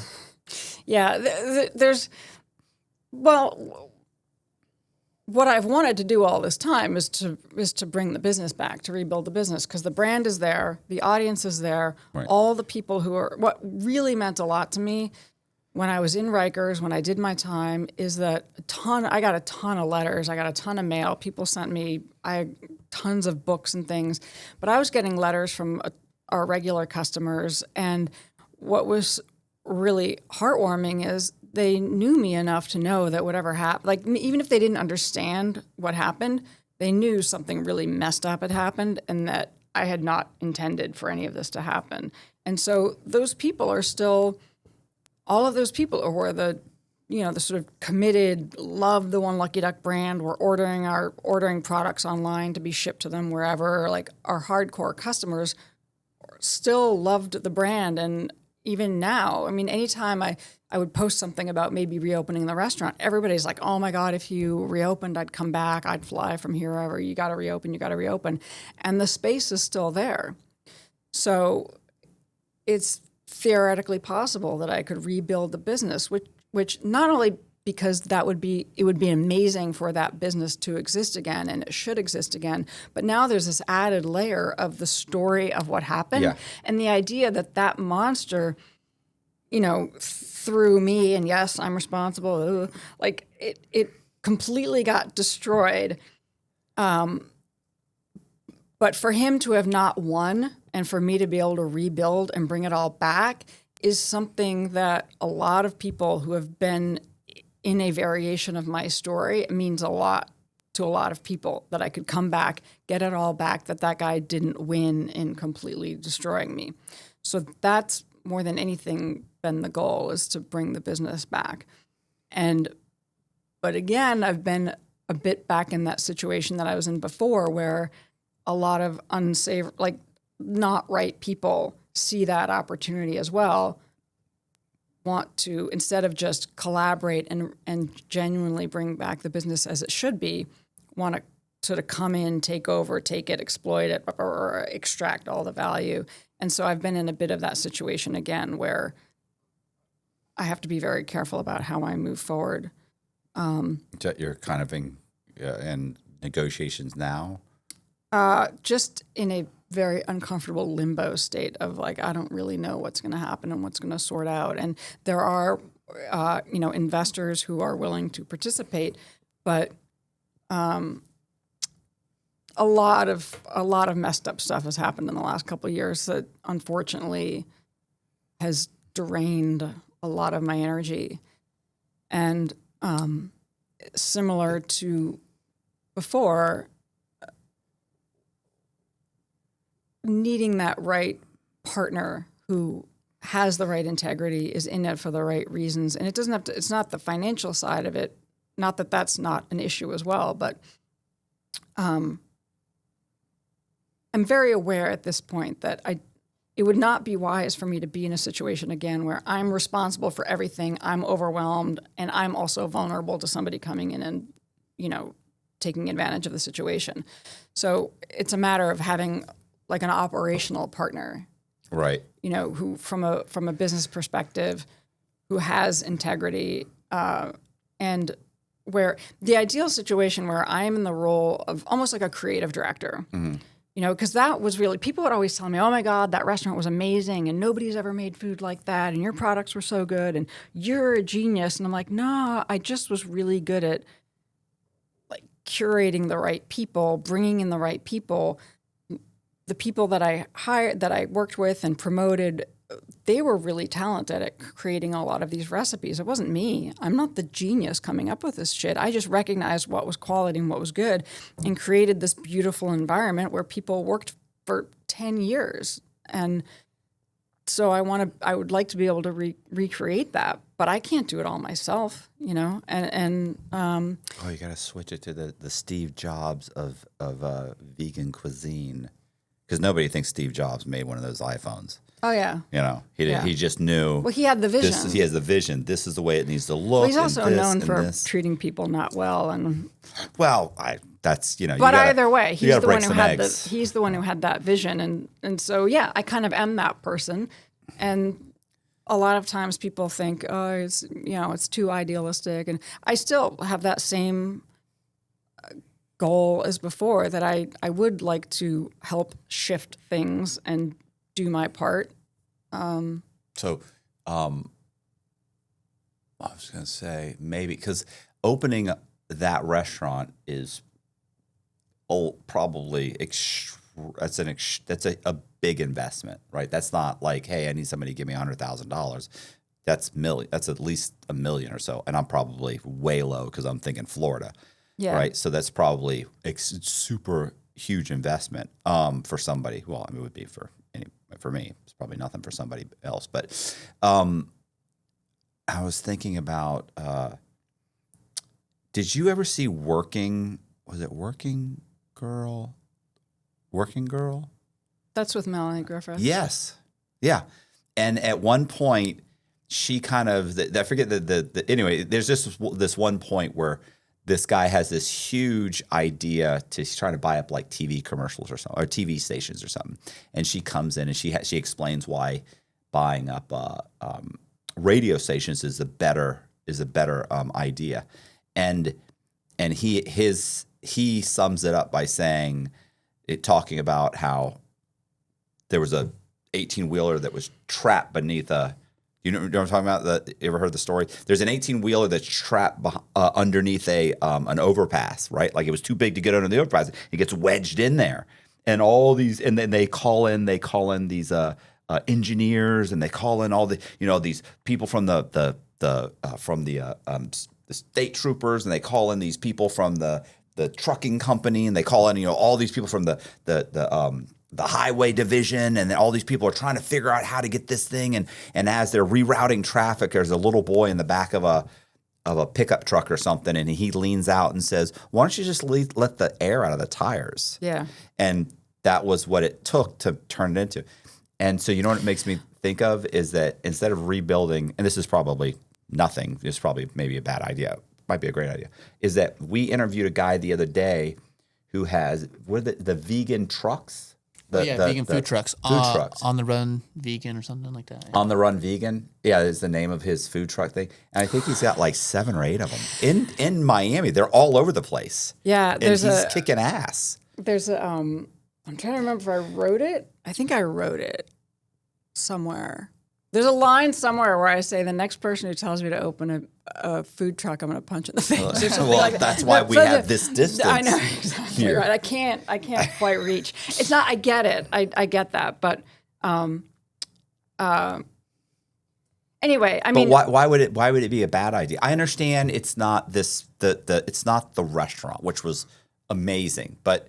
Maybe it's, hey, I could. Yeah. I mean, there's a bit more to the story and the space and how special that particular space was, the fact that it's still there. So it's located in a certain area. It's the exact same space. No, I understand. But I'm saying, was it also a great area or something too? Oh, no. I mean, we had this beautiful garden in the back that was part of that would bring in people who might not otherwise go because our garden was so beautiful. It's outdoor space in Manhattan restaurants. Usually, if you're eating outdoors in a restaurant in Manhattan, usually you're on the sidewalk. There's people walking by. Oh, what are you eating? Sirens going by, traffic, whatever. It's very rare that there's a back garden. And if there is, usually they're tiny. Ours was big and beautiful, and there's trees hanging over. And it's in this little... right off of Union Square. It's in this area that doesn't it's very quiet. Like you just don't feel like you're in Manhattan anymore. It was a beautiful garden and a really, really beautiful space. And a lot of restaurants, like there is something about a location. It's almost like, it's going to sound woo-woo, but it's almost like the space itself has a certain energy. And the fact that it was there, it just seems, when somebody says, I don't understand, how come somebody else didn't open it? I don't know. Why not? Why is the space still there? Why is it still available? It seems like it makes sense for me to be reopening there. And then a lot of things happened. Some people that got involved maybe weren't the right people. Those people are out of the picture. So maybe I'll be able to pull it off. I don't know. So I'm basically in a very limbo space with it. But in the meantime, I finally finished my book, which ideally I would have loved to have finished it earlier. If I had finished it, this is my book. The brick. The book. Yeah. Oh. Yeah, I love that picture of The Leon. silhouette. Is that actually is it touched up or is that really a perfect silhouette? No, I have the color version of that okay. too. I mean, that's a friend of mine took perfect that. silhouette. Like that's crazy. Yeah, no, a friend of mine took that picture. I think that was it was about 3 years ago. Or no, a bit more than that. Yeah, it was about 3 years ago. He did a photo shoot and took that photo. But so in the meantime, I finished my book. The girl with the duck tattoo. Yeah. Get it? Like the girl with the dragon tattoo. You see the. Yeah. Yeah. I know. Imagine in jail too. It's like everybody's got face tattoos and everything, and I'm like, no, I've got this. I know. You're like my tattoo. Like it takes. They're all like going it's to be like I'm afraid of sleeved me. out. Yeah. Good. They're all going to be really intimidated by my duck. Yeah, not really. But so while all of this other stuff is going on, I finally finished my book and put it out. And I put it out. I've published 2 cookbooks way in the past with HarperCollins. I knew going into this that if I went and did a traditional publishing deal with a big publisher, yes, you get the advance and then you get a lot of support in the promotion and when the book comes out. But little tiny checks after that. Maybe you're not for a long time. if you go with a big publisher, Yeah, you get little tiny. If you If ever make it out of, if you ever earn out the advance, then you get like tiny royalty checks, which is I still get tiny checks from my cookbooks, but they earned out of royalties, and I did earn more money in the past from those 2 cookbooks.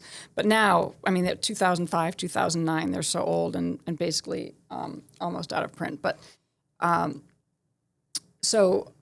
then, do you know who David Goggins is? Yeah, of course. Okay, you would know who David Goggins is. So I remember when I listened to one interview where he talked about how he ended up walking away from a major publishing deal because he'd done all this research and he realized, oh, yeah, no, I'm going to self-publish this. That makes way more sense. Yeah. And also, he talked about it's his story, it's his memoir. He doesn't want anybody else controlling the process, editing out what he says, changing the cover. And after what I went through with the show that ended up being called Bad Vegan, like I do not want, my trust in that respect is obliterated, and I don't want somebody editing down my draft or telling me I have to cut it down or I can't say this or I can't include that. You know, all of those G chats I include, I don't know, maybe if he was somebody else, he might say, hey, you can't reprint all my G chats, or I don't know. I think that's one of those things where, but what is he going to come back and sue me? I don't know if the publisher would have let me reprint all of that. Maybe they would have, who knows? But either way, I wanted to put out the book that I did. Yes. The way you wanted it to. Yes. Right. Which is, Amazon. I think in the long run, I'll be glad for it, but it doesn't make the process easier at this point. Just because I got to do all the promotion myself, and I think we've already established that promotion and putting myself out there is not Your strong my suit. forte. And it was Amazon. Well, yeah, it's sold on Amazon. It's on Barnes & Noble online. I sell signed copies myself I made a website for the book and my own website. I did get an offer from a big studio on the scripted rights, but they wanted to make a story kind of like, more like The Bear. like a story around a female lead reopening a restaurant, and she's got this crazy backstory. But either way, it was a situation where they could have done whatever they wanted with it, and I just felt like it wasn't the right time for me to do something like that. And I also feel like all along I've wanted my story to be useful. I wanted all of the messed up shit that I went through to be useful and valuable to other people. Like, learn from what happened to me so that you don't step into a similar thing. Or if you've been through something, here's how you can help understand it. Because I just know from hearing from so many people that have been through this kind of thing, you're left on the other side. You're blaming yourself. You feel responsible. You're full of shame. You don't understand how it happened. And it almost by definition, it happens to people who are accomplished, successful, smart, high IQ, whatever. You think that somehow it would be easier to con a person who's less bright. But for whatever reason, it's kind of the other way around. So I've heard from so many people, and there's a lot of confusion about how did this happen. So either way, I just want my story to be useful. And I think psychologically, it's kind of interesting. How did we get from where I was to where I was at the end? Like, how did that happen?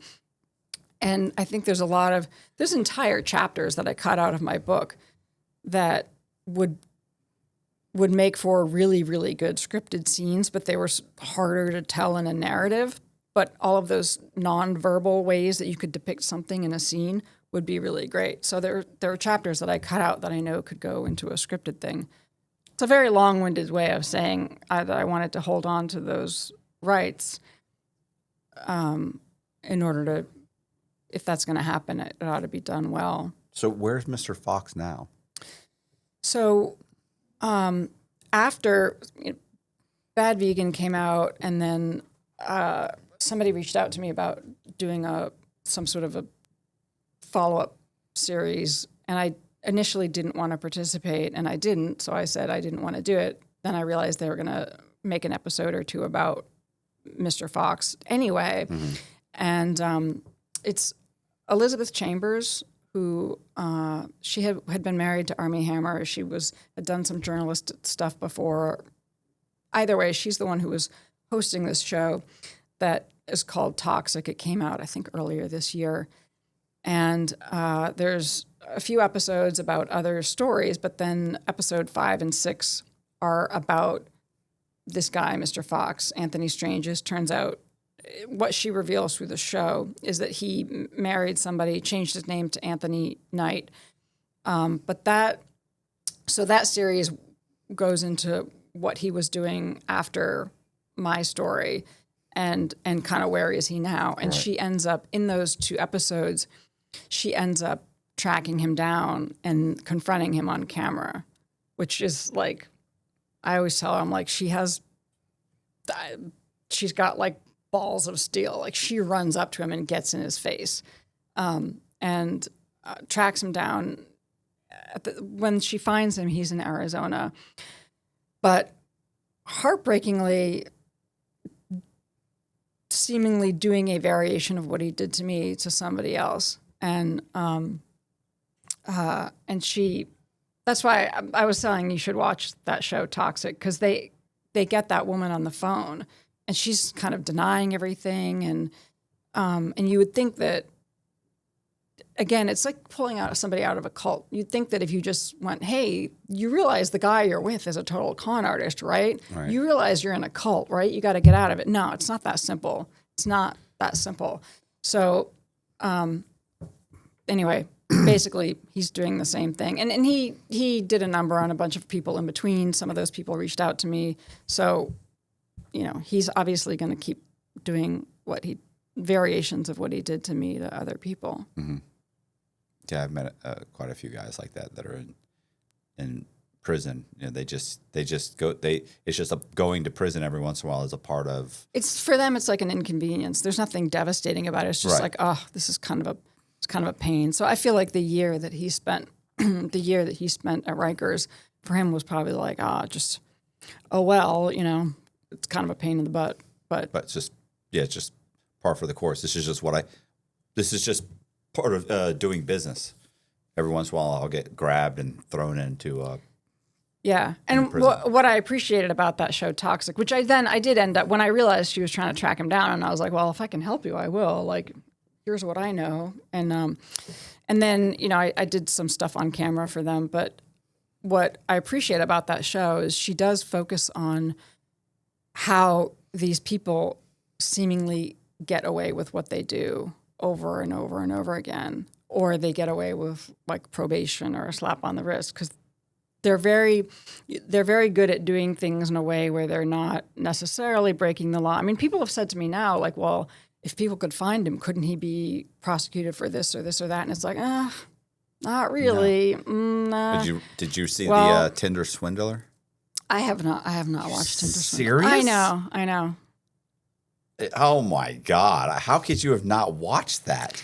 Because, I watched Stolen Youth, I watched The Vow, I've watched The Puppet Master, I've read a lot of stories, I've listened to a lot of podcasts, and you kind of get to a point where, I haven't, more and more of these stories come out you just get to a point where it's really painful watching them. And for that reason, that's part of what really pissed me off about Bad Vegan is because I know what it feels like to have gone through something like this and then to be watching another story and how gut-wrenching it is. And so to get to the end of it and have the audience have been manipulated as well. And yeah, but this is who you should have had do yours, by the way, because the women in that you feel for. Yeah. The whole time you feel like you realize what. Don't take this wrong. Yeah. The game that he is playing on them is so insanely crafted that you don't doubt for a second why they keep falling for it. Right.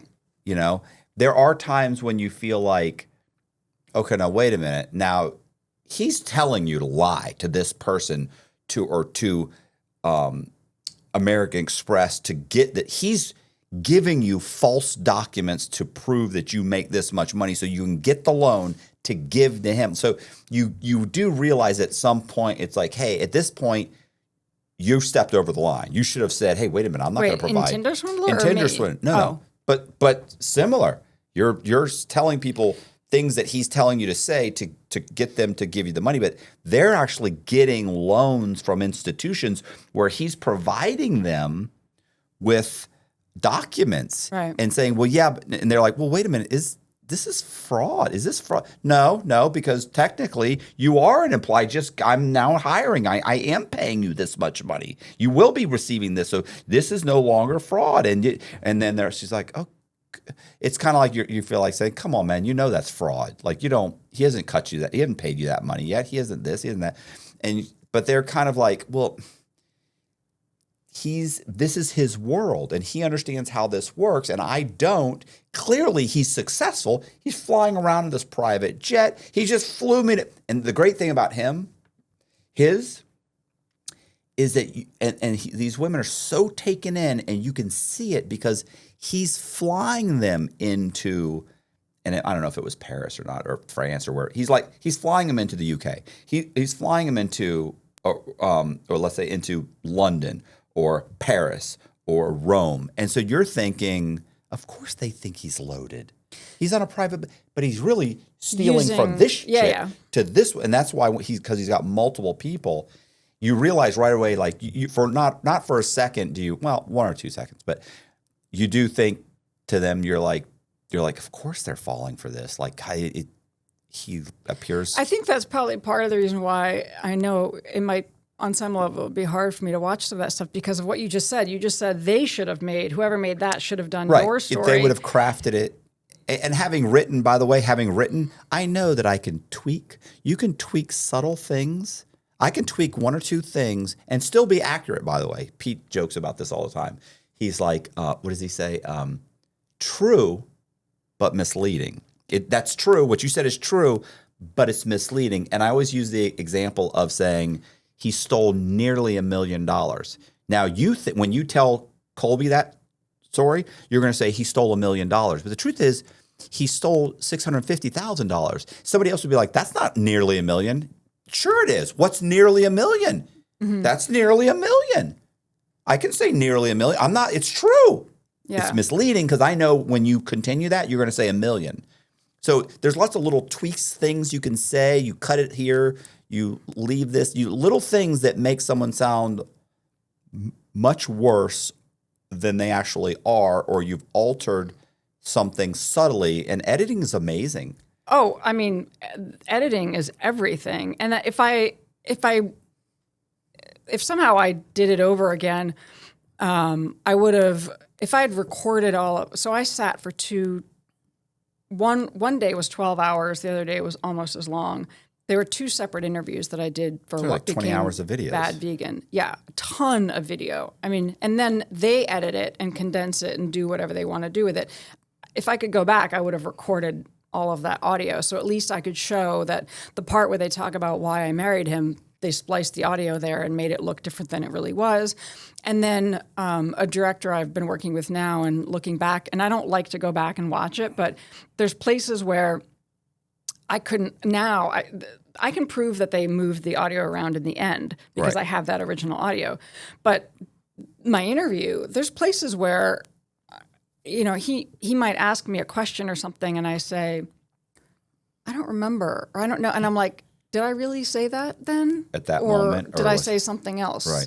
And then also there are times where I genuinely, there's a lot I don't remember. And anybody who's been through anything similar knows that when you go through something all messed up and trauma where your brain is, you're by definition not going to remember a lot. And then there's another time where he asks me something where I actually genuinely didn't want to give him an honest answer, because to give him an honest answer would have potentially made somebody else look bad. He was asking me about why I fired a certain person, and I was like, I remember that. You're yeah. like, I don't really remember. And then they make me look like an asshole for it, and it's like, I'm not gonna say like, well, yeah, I kind of had a reason at the time, but I'm not gonna say that. You know, and so I'm on the spot, and I'm like, well, and then So it looks like there's just, as you said, Yeah. you add up enough of those where, you know, I think in episode 1 they make me look very sympathetic, but then they start introducing all these little moments and layer onto that the fact that this is what other people pointed out afterwards. So after that show came out, I'm bombarded with all kinds, like a fire hose of incoming stuff. right. And in that incoming, there's a ton of people saying to me, are you on the spectrum? Have you been diagnosed? And I'm like, huh? What? Why are so many people saying this? And there's people making like YouTube videos, analyzing me, making the case for why she's definitely autistic and on the spectrum. And I'm like, that's interesting. So eventually I go for one of those very extensive evaluations. You're doing all the weird stuff and the, Right. you know, shapes and doing my IQ, a whole thing. I go through a whole evaluation, comes back, diagnosis autism 1, and I'm like, huh, that's interesting. And So on what scale? How many versions? Yeah, 1 out of 6. I mean, well, no. So it used to be called Asperger's. right. Like probably the most famous person with Asperger's is Elon Musk, right? Okay, yeah. And now there's a lot of well-known people that they say, yes, this person has Asperger's. They no longer call it Asperger's because I guess the guy with the name Asperger is like a Nazi or something, so we don't want to use his name anymore, so now we're just going to call it Autism 1, which I feel like makes the whole thing more confusing because there's A spectrum of autism. yeah, I mean, there's nonverbal autism, Autistics. which is very different. It's very different from high-functioning Right. autism. So I guess I fall in the high-functioning category. Then on top of that, the differences between men and women who have that, there's a lot of differences. So weirdly enough, my last relationship, which was a very good one, another guy was younger, but a very good one. Early on, he said something to me that made me go Google men with Asperger's and also being in a relationship with a man with Asperger's. And when I'm reading all this stuff, I'm going, oh, that explains it. that explains it. That explains it. Okay. He definitely would get a diagnosis of Asperger's, and this explains his strange behavior. And now I understand it. And by the way, we're really compatible because I also need a lot of alone time. I have these things in common with him, so it works and I understand it. Never once did it occur to me that if I was evaluated, I might also get that diagnosis. Never occurred to me until after that show came out, and then I'm being like peppered with people saying that to me, not in a negative way. It was coming from people who had gotten a late in life diagnosis, and I understand it because now sometimes I come across people, like I have friends who, if they went and got an evaluation, they would definitely get the same diagnosis. It's not like, again, it's a spectrum, but I think it's way more common than people realize. But I also realize a lot of my favorite people would get that, have had that diagnosis or would get it. And part of it is being very, like, what you see is what you get. It's almost like we're not capable of being manipulative, but also easy to manipulate, because it wouldn't occur to me that somebody would, like, I will take things at face value. I can be very sarcastic. There's a lot of evidence of it in the book. Like, some of the parts that people appreciate the most are where I'm like talking back to him and I'm making fun of him and I'm being sarcastic and pushing back on him. And I think those are the parts that provides a bit of comic relief when my story gets really stressful. But also, I very often would miss sarcasm, or I don't read I don't read signals right all the time. Right. So I also can come across as very unemotional. So that was another thing that was lobbed at me after that show came out, as people are saying in my interview in Bad Vegan, she showed no remorse and she's very unemotional and she looks very cold. Yeah, well, I mean, I'm not cold and unemotional, but sitting on a camera answering questions, I might come across that way. So, yeah, I lost track of where we were. But it's just interesting now looking back at your life and everything that happened, realizing that, whatever it is that led me to get that diagnosis is not only relevant to what happened, but it kind of relevant.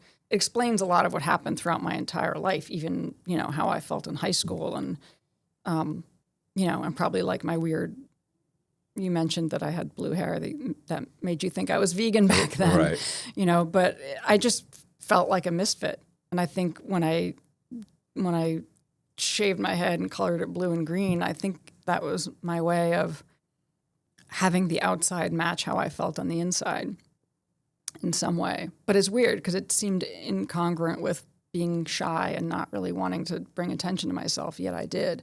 So, but anyway, yeah, the way that I came across on camera led people to think I'm cold and unemotional, when that's not really how I am, but that's just how I present. So a lot of those, and again, those are things that in editing and the way he crafted the story being told, Chris Smith, the director, he was able to kind of very skillfully do what he did and then leave certain things out. Because, as you said, had he left in that part about that really gross abuse, where I'm in that part, I'm in tears and I'm crying and it's super uncomfortable. They also interviewed a guy named Hoyt Richards, who has a fascinating story.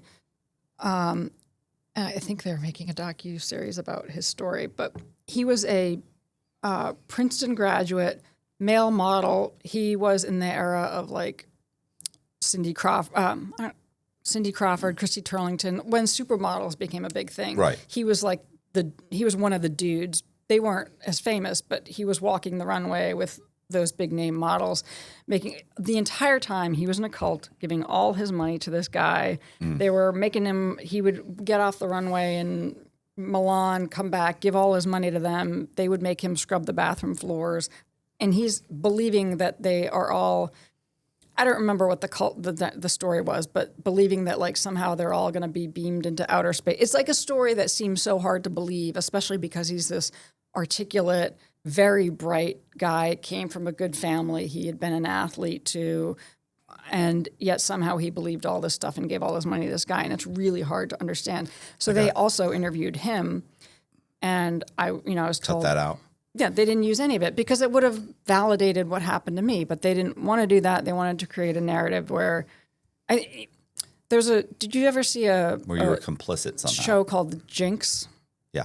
Right. I didn't, but I know at the end of that, there's a scene right at the very end. Isn't he caught on a hot mic? And he basically admits to it. Yeah. Right. Yeah. So I think the director, Chris, used that audio to make it seem, because the way they present the audio at the end of Bad Vegan, they have me talking to this guy, and it seems like I'm caught on a hot mic because they show some B-roll footage of me, and they just play the audio. They don't play footage of me. So it seems like I'm caught on a hot mic, and then they show me laughing with him about it, and they move my words around. So it gave it an ending like The Jinx, and that's why a lot of people watch it, and they go, well, that ending is weird. That doesn't make sense. But then a lot of people watch it and go, oh my God, she was not the whole time. And they don't, and maybe they were not really paying attention. I don't know. But the point is, a lot of people watched it and thought, oh, it was a terrible situation. She was manipulated. What a crazy story. That sucks. And then a lot of people watched it and thought, oh my God, she was on it the whole time. She's the con artist too. So, but for him to have been, for him to do that, he had to leave out a lot of stuff and also drop in a lot of ways throughout the series where in these subtle ways he makes me look questionable by the way that I answer.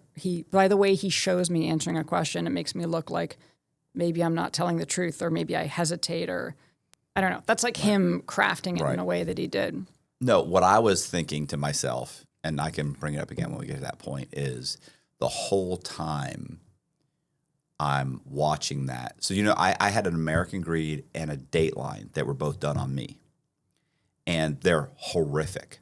Oh, yeah. No. I actually wanted to, because having, Right. I know you explained what they did where they made it seem like it was your wife or your ex-wife who'd won The Wire when it was these other people, right? Oh, that's not even that. That's not even either one of those. That's another it's worse. program. That's a more recent one. Yeah. And then also, there was was it the 60-minute guy who was pushed you, and then got you to laugh or say something? No, that was Dateline. And what they did was they took two different clips. They slipped in a clip. So he was like, you hurt a lot of people. And I went, well, I mean, I've financially inconvenienced. I haven't physically harmed anybody. Financially inconvenienced several people. And he was like, you hurt a lot of people. And I went, I didn't hurt anybody. Yeah. Physically. I mean, he said, granted, I said some people lost, one person lost $7,000, one person lost $5,000. Yeah, one guy lost this. $12,000. I was like, and I was, and he goes, you hurt a lot of people. And I go, you seem to be hung up on hurt. So I said, I hurt a lot of people. I went, is that what you're trying? Clip. No, then it goes, you hurt a lot of people. And then I go, which is something that happened 30 minutes earlier or 30 minutes later, where I go, and then it jumps back to him looking at me, and then I say, that's when I say, I hurt a lot of people. But I'm frustrated at that point. But when you look at it, you're like, what a piece of garbage. Yeah. And this is the way I look at it. I don't know I think I said this on Lex, is that when I looked at all of these, in their totality and what they were saying, did they take things out of context? Absolutely. Did they twist things? Absolutely. Did they make me look like I was a vengeful psychopath? More so than I probably am. I'm not saying I'm not on that scale, but more so, yes, they did. But the spirit of what I did was encompassed. Did they make me look worse? Yes, they did. But it's kind of like your sentence going to prison. If you put yourself there, you don't get to choose whether you do 12 years or 6 months. Do you see what I'm saying? That you gave up that right. You know what I'm saying? Granted, you'd like it to be based on what you did, but you don't get to choose that. And so did these guys say some things that were inaccurate? Yeah, but I put myself. It's like these guys that go to jail And a lot of these guys are like, oh, they fucking snitched this, or cops lied about this. Cops like, okay, yeah, but you were making meth, right? And they're like, well, yeah, but they said it was 6 pounds and it was only 1.5. And it's like, yeah, I get it. And maybe you got an extra year or two, but you were making meth, right? So I kind of, in some ways I get that. It's the argument of they said I killed 13 people and I only killed 11. Yeah, but that's 11 people. Like, I'm still a scumbag. Am I a level 13 scumbag? No, I'm only a level 11. But to most people, a level 1 is bad enough. And so that's one thing that I noticed when they talk about it. So I've kind of just discarded that, being irritated about that. But the thing I noticed about watching all of your stuff that you've done, all these podcasts and all these things, is that it almost feels like you're spending the rest of your life trying to correct subtleties in these people's story, when you really should just say, not apologize at all. Fuck you. That's what you said. That's your version of it. Okay, well, this is my version. And focus on your version as opposed to correcting their version. Because while you're getting attention to present your version, instead of presenting your version, you're spending all your time trying to correct their version. Fuck them. That's kind of what I was saying. It's right. like that's what my director I know is that's saying. What he's saying. He's sort of absolutely right. Yeah, but and so, but it's a bit challenging because unfortunately that came out. That's what everybody saw, and so. But you could run with that. You could take that and run with it. I mean, people are going to have already made their mind up.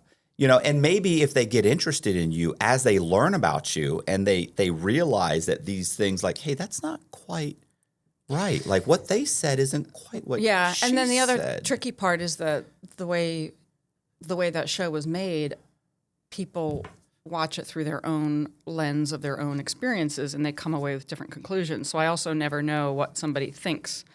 It just all depends. If I'm in a one-on-one situation, it's very different than like some rando DMing me that like, some nasty shit or whatever. It's very different because that's like Listen. There's no way trust me.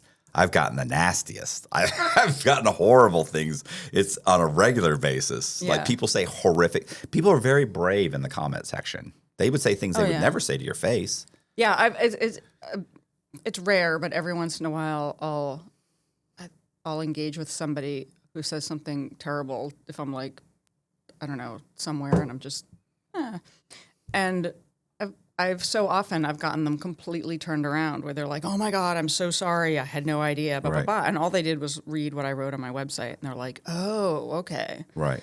So that often clarifies things.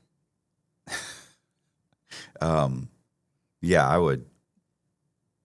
I just wouldn't even focus. I'd be focusing on, hey, this is what happened. Everybody has, Yeah. There's always like the problem is there's really, in a way, there's no truth. You know what I mean? You know what I'm saying? Like how there's their version and there's your version and their version. Somewhere in the middle is kind of the truth, but there's really just people's versions. Like everybody knows what they did and they can justify what they did. I'm not sure there's no omnipotent person there to say this is the truth. Yeah. Well, I mean, it's not like there's that dude's version and my version. It's these filmmakers who just wanted to make something a certain way, so they did it. But you feel like everybody that watched that like despises you? No, I was going to say. not at all. I was going to say because my wife watched it. And not at all. It all depends on how much somebody's paying attention. Because it's weird, in the opening of the show, I'm like, fuck that guy. I'm recording him. Fuck him. And then they get to the call at the end and they forget about the thing in the beginning. So they think that like somehow I'm. So it ends it on this shitty note. Right. Yeah. And I didn't even think it was that big of it. I wouldn't have even thought much of it because I saw the whole. I've by that point I've already determined what I think. By the time you make that crack, like where he says, "You're the smartest person I know," and then you kind of chuckle and go, Yeah, which you know, was and I not my know response. You're right. No, I that know. was my response from 20 minutes ago. And I'm happy to I know. share I told this. you they Right. But what's funny is that he had made fun of me in this way that it pisses me off because he's right. He always Right. tells me I have cartoon legs, which is a very specific kind of a funny insult. right. And so this was like 20 minutes earlier, and I laugh and I said, it pisses me off because you're right Right. that I have cartoon leg, which is like, now I feel like I should stand up and demonstrate. But like, it's like this funny random insult. And then when he said, and then what I said in response to him saying like, you're the smartest person in the world, I go, yeah, but I didn't solve that stupid wooden puzzle you gave me. Because he used to give me all these stupid tests and whatever and try to make me feel stupid, right? And he gave me this like dumb wooden puzzle and like, I didn't solve it, right? And so basically my response to him was like, yeah, but I didn't solve that wooden, you know what I mean? Like, Right. so they just moved it around and made it look like I'm like, yeah. And now I understand too why like a lot of women were really nasty because I think that bit, the end, makes it seem like I'm going, haha, I'm smart and beautiful and like we didn't get away with this thing and haha. Like it's ugh. So my wife would get frustrated watching. You know, she'd get up and walk around for a second and then come sit down and get frustrated. And, you know, she flip-flopped back and forth on you. And then probably the last part where you're, you know, that's really when she got the most frustrated, when you guys are just living out of hotel rooms and he's gambling and he's asking you to, you know, do, you know, call this person and get money and do this and do that. And she's just frustrated and but in the, you know, at the very end, she was like, I feel, what did she say? She said, I feel like she's just really sweet and gullible. She goes, but like, I like her. And she goes, I could see hanging out with her. She said, but in a way, I'd almost want to hang out with her to protect her.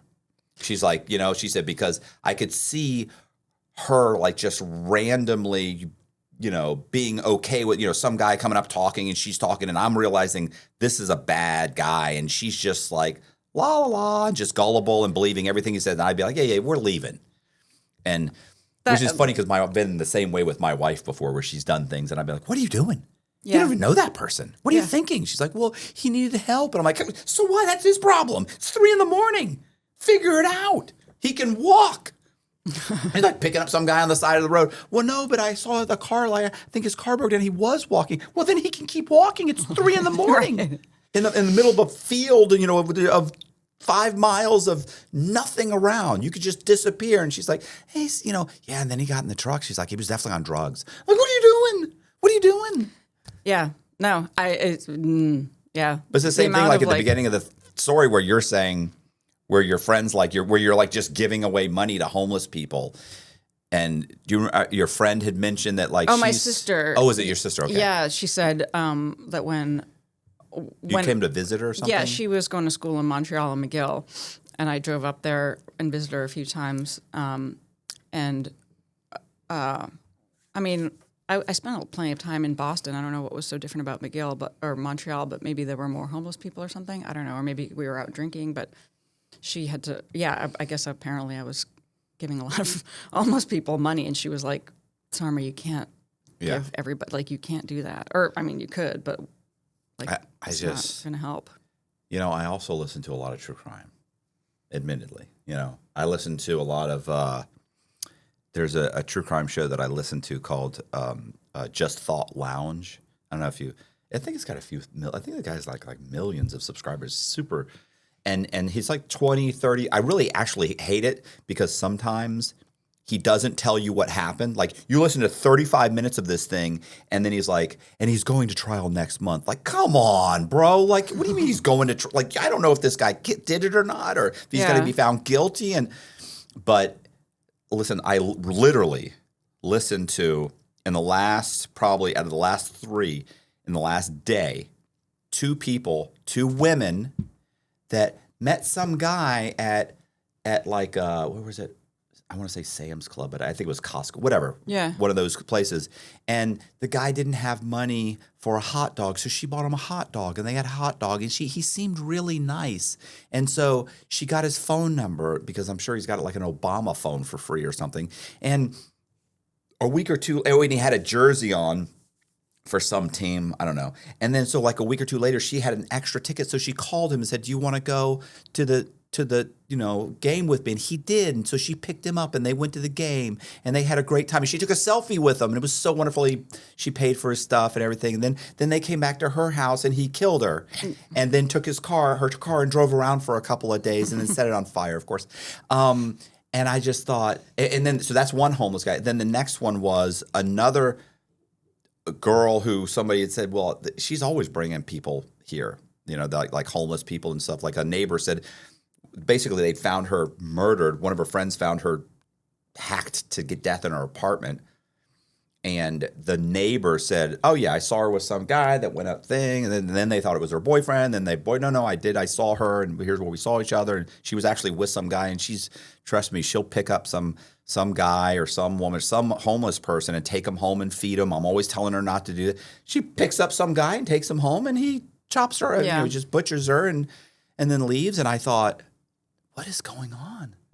Like, what's happening? Yeah, it's that's like you. That book, Gavin DeBecker wrote this book called "The Gift of Fear," and it talks about like overriding your instincts and whatnot. But there's like this sort of classic example of, it's like somebody offering to help you, like, "Oh, let me help you carry your groceries inside," Right? No, and you don't want to be rude, so you go. Even though you get a bad feeling, you're like, but I don't want to be rude, which I have been guilty of that. I've done so much shit where it's like, well, but they helped me with this thing, so I don't want to be rude. So, okay, Tough. I'll just do, Yeah. And then, the guy helps her with his groceries up the stairs in her apartment, boom, and kills her. So, yeah, I mean, I feel like it's like I'm finally learning a lot of this stuff in a way that's sunk in, but I mean, I've done it over and over and over again in personal situations and in business, over and over again in business, where I just assume, like, I wouldn't fuck anybody else over. Why would they do that to me? I don't get it. Right. Like, that's where the whole, as Julian calls it, the tism kind of is relevant, because it's like I'm wired in a certain way where I don't see stuff that a lot of other people would see, or at least think to question. I guess, I rented apartments for a long time, right? Not a long time, maybe 4 or 5 years. I don't want to say that's not that long. It seemed like a long time back then, but I'm old now. So anyway, and you get to understand when you pull people's credit, and then you see what their payment history is, and what their work history is, and you very quickly realize this person won't pay me. No, they said this, they said that. We'll get double the deposit. Tell them double the deposit. I'll take their money, and I'll kick them out as soon as they're late. I won't. They're 3 days.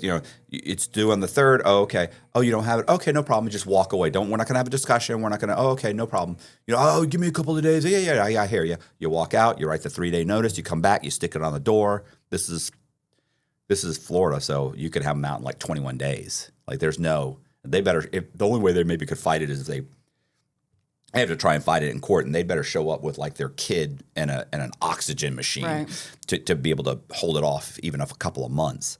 So you just start the process, and you don't stop because this person's got such a history of being evicted, and you realize that they always have a story, but the truth is though they bring those things on themselves. It's the same thing with like being homeless. Like you don't accidentally become homeless.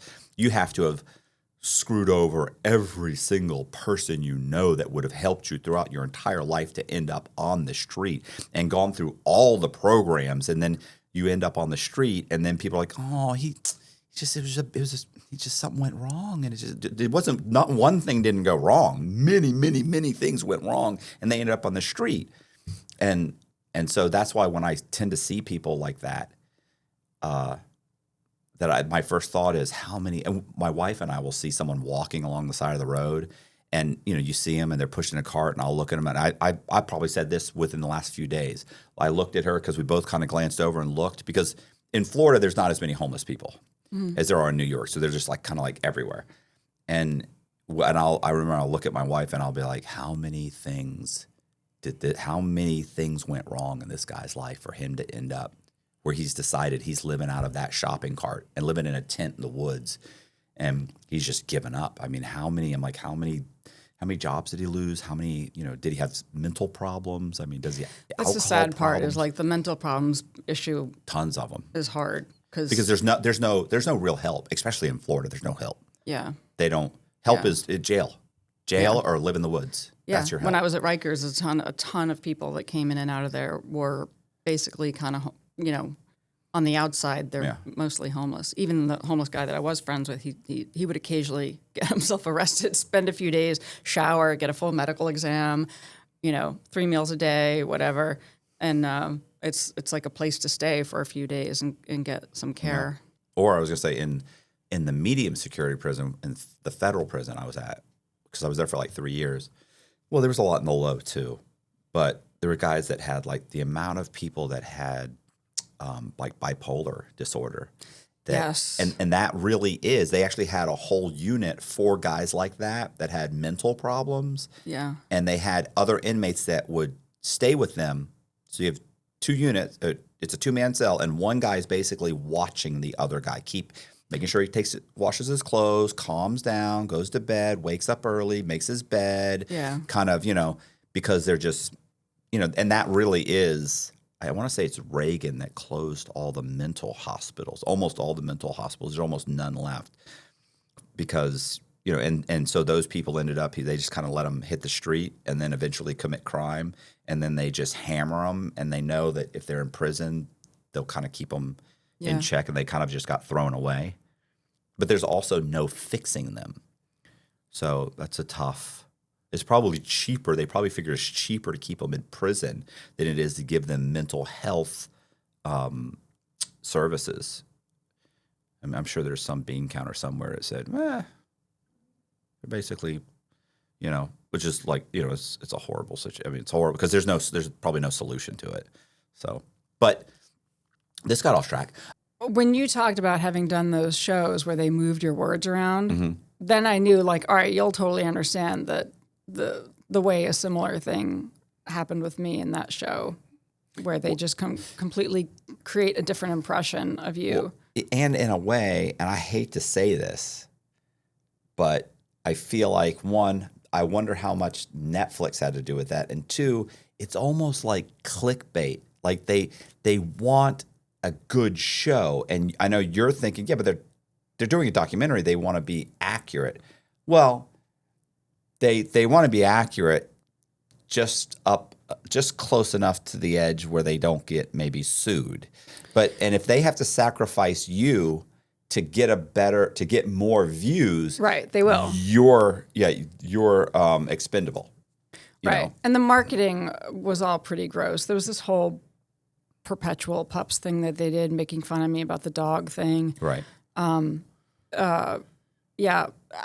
So Netflix wasn't behind making it. Chris Smith and Mark Ems, the producer, were the ones who made it and then sold it to Netflix. And I know how much they sold it for. Right. And it's kind of grotesque that part of another thing that they had either flat out told me, but I was shocked that it wasn't in the show. So I had thought that it was going to be in there, is that I had not profited from that show other than the amount that I got in the beginning that went 100% to pay the employees. So in order to participate in the show, I'm thinking it's a documentary.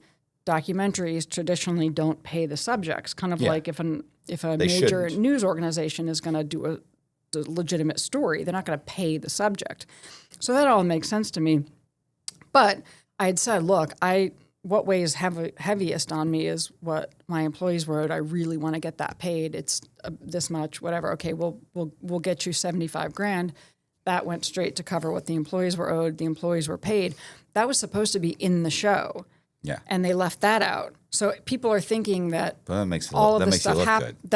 Right. So they didn't include it. And so of all the online comments that come at me, the ones that hurt are the ones that are yelling at me for being a horrible person because you never played your employees. And it's like, oh, if you only knew historically how that relationship has gone and the fact that, no, I did. And that's the first thing that I wanted in order to do this dumb show, which then they made millions off of.